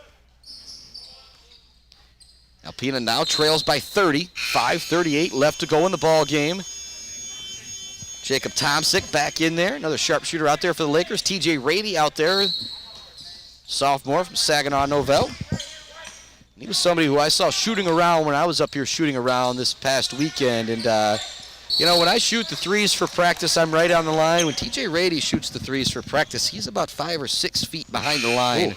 And they all seem to go in. It was one of those that I'm shooting my free throws down there, you know, knocking them in. Every time I turn around, I see him launching a deep triple, and it's going in. So you should be shooting free throws. Let him shoot from 5 feet off the three-point line and see who can make more. Well, actually, no, I got to give him credit for the free throws. I'll knock him down. The blindfolded free throw, he might be able to get me. Satchel Love has it at the top of the key. Leaves it for Kramer. Kramer looking to curl off the screen. Keeps his dribble and gets all the way to the hoop and gets the lay-in to go. Nice job by Micah Kramer right there. He's given up a lot of size to Parker New. Used his body to get himself just enough room to get it up on the backboard and in the rim. Losing the ball is DeRocher down low, and it goes out of bounds back to mid. Actually, a good job by the officials getting together, saying that one was tipped out of bounds, so it'll stay here with Alpena. Looks like an Alpena sweep tonight for the Mid-Michigan basketball teams. And Michigan Lady Lakers a big winner. Now the Mid-Michigan men up big. It's a 32-point advantage, 83-51. DeRocher has the ball. He wants the screen for Parker New. He gets it. Knocked away by Tomsick. Tomsick looking to race to the other end of the court to try and get himself on the board. He's going to stop and pop from 14 feet. Kramer's there for the offensive rebound. He gets it and puts it back in. Nice job by Micah Kramer staying with it, especially with this score. It'd be easy to kind of take that possession off. Oh, yeah, for sure. Stayed with it, got the offensive board. Now he's got 4 points. Sayas has it at the top of the key, gets it to New. New looks to get it into the post, but it's stolen away by Jacob Tomsick. Tomsick gets bumped, no foul call as they head into the front court, but somehow he gets it back. Gets it to Miller down low. Miller looks to go up with the shot. He's going to draw the foul on Parker Newt. And Miller looks to get on the scoreboard. And you start to look at all the players that need to get in the scoring column for Mid-Michigan. We're not going to see Antoine Walker back in the game. I don't know if I see Visman's getting ready to check back into the game. I don't know if I see Jenkins dressed over there or not. So we might be able to get everybody in the scoring column tonight. As I say that, Zach Miller misses that free throw. Asher Vitt will be checking in for the shooter, so they're going to wait this time. Visman, the freshman out of Central Montcalm. 4:28 left to go here in the ball game. Miller gets it back at the free throw line. Lefty takes his time, puts up that free throw off the front of the rim. No good. TJ Rady there with the rebound, and he gets the putback to go. That's what happens when you come in on the weekend, do a little shooting around. You know that ball will bounce right to you. Now 87-51. Miller misses both free throws, but Rady's there for the putback. Ball goes in the corner. Here's a triple try for Cleveland Baker. No good. Satchel Love skying for the rebound once again. To Kramer in the front court to Miller. Miller with the Euro step. The runner is no good. Satchel Love with another rebound and the putback. Satchel Love now with 17 points here in the ball game. How many rebounds, Jason? He's got 11 rebounds to go along with those 17 points. So who's going to be the player of the game? Will it be Hungerford, who did most of his damage in the first half, or Satchel Love, who has had 2 great halves? As I say that, Cleveland Baker gets the tough jumper to go. He has 8 points on the night. 3:40 left to go. Kramer with a nice spin move to create an opening across the half-court line. Back to Rady. He has the ball in the corner. Wants to get it down low to Satchel Love. Satchel Love gets it. He looks to create the charge. Such a flop. Parker New just kind of hits the deck. Satchel Love turns around, realizes he's gone, and lays it in. Now 19 in the game for Satchel Love. What a game he has had. 13 here in the second half. You know, the soccer. He's going to clap for me right now as he comes out. The soccer player in me really liked that flop there by New. Yeah, that was one of those. New just didn't hit the deck. He flailed and hit the deck. Well, it's not like Satchel Love is a beast down low. He's kind of lanky. He's kind of skinny. He's not going to knock over New that way. He's not Shaquille O'Neal. No. Ball goes into the middle of the lane to Kelly Stark. He gets the jumper to go. He now has 10 points on the night. Jacob Tomsic into the front court, and Alec Mills back out there for the aforementioned Satchel Love. Tomsic in the lane. He gets the tough runner to go. Nice play right there from Jacob Tomsic. His first points of the ball game. The Roaster has it. Fakes the handoff. He's going to keep it on the dribble. He's going to be fouled by TJ Rady. So Asher Visman might be the only guy left capable of putting points on the board that needs to if you are Mid-Michigan. You know, and last Tuesday we were talking about that 100-point thing, maybe some free tacos from Taco Boy, something along those lines. I'm going to call it again. I don't know if Vin Trefeo's is still open and we get that $5 burger. I don't know if we'll make it there. Ball goes in. Vishman plays some great defense as he knocks it away from behind. Tomsic was open down floor. They don't see him. Working ahead to TJ Rady. Rady with the behind-the-back dribble. Over to Alec Mills on the far side of the court in front of the Laker bench. He looks to take it in the lane. Great defense from Ryan Ramsdell. Could have been a jump ball, but instead they're going to give it back to Mid-Michigan. Going up for the shot was Mills. Ramsdell got his hand on it and just kind of kept his hand on it the whole time until the ball was knocked out of both players' hands and it went out of bounds. They're giving it back to Alpena. That's when you got to give the benefit of the doubt to the defense, even if you don't see it. Oh, yeah, especially in a game like this, too.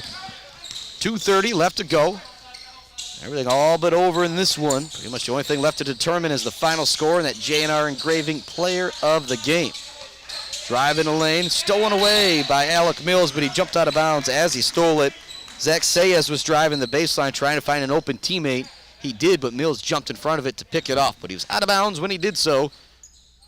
So Alpena will do it again. Inbounding the ball for Alpena. It's going to be that freshman from Brimley, Sean Hill. Came into the game in the second half and just brought some good energy in there for Alpena. Ball goes in. Launch it up the three-pointer is Stark. He gets it to go. He's now got 13. Said under 2 minutes now remaining, or 2:10 remaining here in the ball game. It is 93-57. Mills with it at the top of the key. Can hand it off to Kramer. Kramer surveying the defense, couple dribble moves. Now back to TJ Rady. Rady gets in the lane, looks to go up for the flush, and he's going to be fouled by Ryan Ramsdell on the play. He had all the Laker players coming up off the bench on that one. They were ready to see Rady throw one down, and he went up for it, didn't he? He wanted to. He was definitely going for that, yeah. TJ Rady. Put an exclamation point at the end of this game. TJ Rady, basket here in the second half. Sophomore out of Saginaw Novell knocks down that first free throw. Once again, just balanced scoring from the girls and the guys here tonight. Our Mid-Michigan College Foundation, our Mid-Michigan College postgame show. Put a bow on this one. Just talk about how great both teams played here tonight. Both free throws go down for Rady. He's got 4. Sean Hill looking to find an opening. Nothing there, so he leaves it back and launches. It's kind of a bad shot there as Kelly Stark. It's no good. Kramer comes down with the rebound, but I guess I don't know if there's a bad shot at this point. Visman catches it on the run, and he gets the lay-in to go. Asher Visman with his first basket of the night. And so I believe, everybody that's going to hit the floor tonight besides Antoine Walker went out with an injury is going to get in the scoring column. As I say that, I remember Zach Miller did miss a couple free throws, but that's only Zach Miller's fault that he didn't get those to go. Sean Hill gets the basket as he gets into the lane. Kramer across the half-court line, leaves it for Visman. He thought about the triple try. Said puts it on the deck. Back up top to TJ Rady. Trying to knock it away from Rady was Adam Erlob. It goes out of bounds. It'll stay here with Mid-Michigan. 97-59 our score. And as I said, the one Zach player Miller's not in the back scoring in, column, Zach Miller, Look he's for them back to run out a there. play, some sort of play for him to get a couple points here. Yeah, but it's one of those, if you're one of the players, he got to go to the free throw line. He's got to knock one of those down. If you're not going to feel too bad for him. Tomsick looking to create an opening, gets in lane, leaves it off for Mills, and Mills lays it in. I think everybody wanted Mills to dunk it, but Mills is so easy, just give me the basket. It is now 99-59. Mason Matuzik, his teammate from Mount Pleasant, is kind of looking out there like, hey, if you're ever going to dunk it, that was the time, man. But now double digits on the night for the freshman out of Mount Pleasant. Alec Mills been very impressed with his play here for the Lakers in the first part of his college basketball career. Ball goes in, putting up another kind of wild shot is Stark. TJ Rady comes up with the rebound. Rady into the front court, leaves it for Visman. Visman all the way to the hoop, and he lays it in with the right hand. Asher Visman says, if nobody's going to stop me, I'll take it all the way to the cup, and the 100 points is now on the board. We'll see if we catch up with Coach Taylor Artis, Caleb House after the game, and maybe we'll help them decide, if we get to 100, where are these kids buying us dinner tonight? Call up Will for Ventura Feos, like you said. Yeah. Shot no good. Rebounded down low by Ryan Ramsdell. He gets the putback to go to get himself in the scoring column. 24 seconds left to go in the ball game. Tomsick up across the half-court line. Visman has it on the handoff. He's going to stop. He's going to pop from 3, and he gets it to go. So Visman with 7 points in the final couple minutes, and it's now 104-61. Got 10 seconds remaining, 7 seconds or 8 seconds remaining. Here comes another triple try, no good. Mills looking to gather the rebound. It's tipped around, coming up with it down low is Erlob. His shot no good. Diving on the floor, we got some contact. That might have been a foul call going against Sean Hill. He might have fouled his teammate Erlob. I think they got Visman on that one. I believe heading to the free throw line, or nope, it'll just be out of bounds play from underneath the hoop with 0.6 seconds left to go. They get it in, and that is going to wrap things up. And Hills actually gets the block for good measure at the end. 104-61 our final. Holy moly, the Laker men put it together tonight. We'll be back with your Mid-Michigan College Foundation, your Mid-Michigan College post-game show right after this.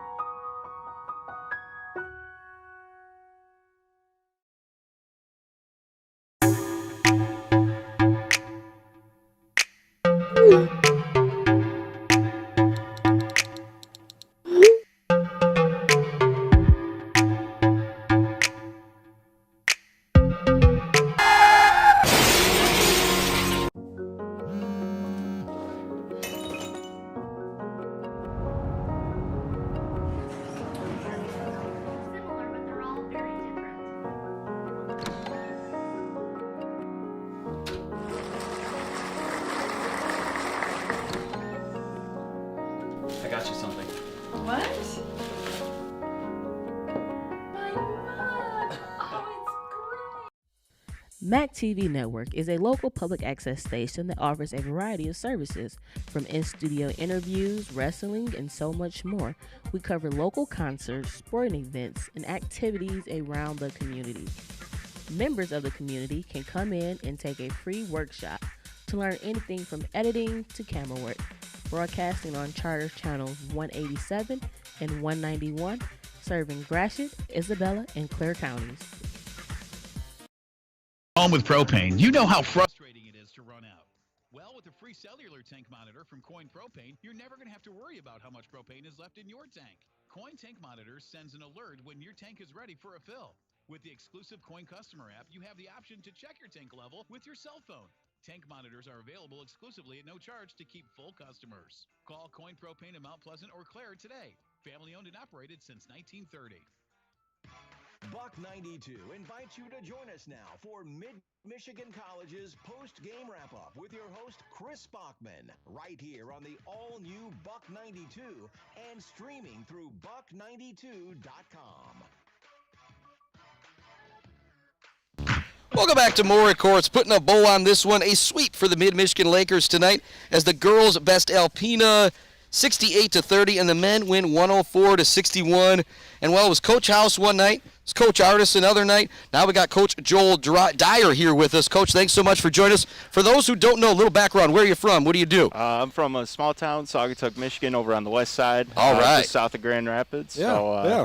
Been in the area for about 7 years now. All right, so I got a grandparents who live over in Pentwater, so, kind of somewhat over in that same area. But you got an easy post-game interview tonight because, boy, the men put it all together. 104-61. Let's give some credit to these Alpena kids.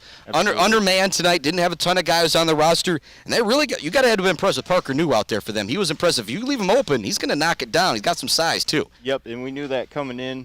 He was kind of our focus coming into this game. We really wanted to bother him as much as we could. I thought Javelle did a great job of that in the first half, just really being really bumpy with him. And that's what we worked on, so it was great to see him put that out there on the floor today. And when you talk about things offensively, I don't know who to point to. Let me run through. You had 12 from Pruitt, 2 for Andrade, 24 from Hungerford, 8 from Tim Stewart, 4 for Kramer, 19 from Satchel Love. Zach Miller, the only player that didn't get on the scoring column, but I don't feel bad for him because he needed to knock down a free throw. He had 5 points coming from Tuzik, 4 for TJ Rady, 10 for Alec Mills, 2 for Tomsick, 7 for Visman. Wow. Well, I mean, that's a coach's dream to have that night. Yeah, and it was really great to see Isaac Hungerford especially because the last couple games he's been struggling with the shot a little bit. So it was really awesome to see him put it together and knock a few down tonight and be our leading scorer. Hopefully that's a huge confidence boost for him. He's a heck of a player. He plays so hard every night. So to see him do what he does best was great. Yeah, but it was something I had mentioned to Jason. He 3 of 15 coming into tonight, or at least what I had on the stats from the NJCAA website. 3 of 15 coming in. I believe he goes 5 of 5. I don't think he missed a shot from from the three-point line or from the field tonight. He was fantastic with 24 points. But the other guy that we got to give some love to is Satchel Love. And I said, what a cool name, first of all. His parents did a good job naming him that. But 19 points, the freshman, he brings some length, he brings some athleticism. When you see him put it together on the floor, he's a pretty special player. And if you can get him and Javelle out there playing minutes together, you guys are going to be a load to deal with down low. Exactly, and it was awesome seeing him do what he does best, too. That's really what he comes in and practice every day. He's bored and he's finishing those tough layups. Yeah. And he's just really improving, finishing through contact. He's been an awesome asset to this team so far. Yeah, Jason, what are your final thoughts here for Coach Dyer? I was just going to kind of piggyback with the Satchel Love stuff. He's so active on the defensive boards. I had him down 5 or 6 rebounds in the first 4 or 5 minutes of the game. Really set the tone, I thought, for you guys early on. Yeah, and it's just his length. He's so much longer than everybody. He plucks it right over people. No matter how hard you box him out, he's always going to go up and get it over guys. And he does a good job of going straight up and using that length. I haven't seen him get called for an over the back. But if we're going to choose, go ahead, Jason. Well, and I was just going to say one other thing. Tim Stewart is just so impressive to me. Every game, he's just solid. You know, and we were even talking there towards the end of the game. He didn't really show out this game, and then you look down the stat sheet. And, he's got 8 points, 11 rebounds, 4 or 5 assists, a block or 2. So just all around a great game again from him. Yeah, and that's what we need from him. We just need him to produce in areas that he can. We've got enough guys that can score on this team. It's nice when he gets those 14-point games, but to see him really try and share the ball, play really good defense, which is what I think he excels at the most. Right. It's awesome that the energy he brings every single night is so consistent. And I got that feeling when push comes to shove in one of those tight games, he might end up being that guy to go to get you those 14, 15 points and lets other people feast tonight. Well, we got to choose a J&R Engraving player of the game tonight, but I think we're going to go with 2. Because that'll make things really easy for all of us. And I told you, Coach Dyer, it'd be an easy post-game show.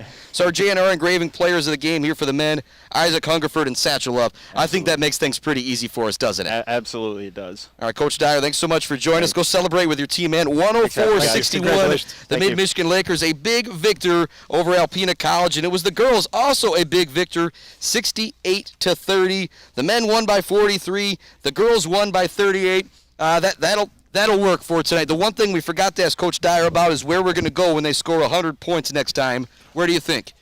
I guess if Will's still open at Venture Fails, that $5 burger might not be a bad idea. $5 burger's not a bad. But we have burgers this afternoon. Yeah, $5 burger from Venture Fails. I like that idea. We can do burgers 3 times a day if we got to. That doesn't matter. Chris Bachman, Jason Osterberg signing off. Thanks to Nick Bennett, the crew at Mac TV for helping us simulcast, and thanks to Cheyenne Hole back at the McLaren Central Michigan Studios keeping us on the air. We'll be back with you. Not Friday, but I believe next Tuesday I think, for more Mid-Michigan Lakers basketball. And I'll be with you Friday for Mount Pleasant basketball. Doubleheader, the girls at 5:30, the boys at 7:30 versus Bay City Central. We'll see you next week. More Mid-Michigan Lakers basketball on Buck 92 and Mac TV.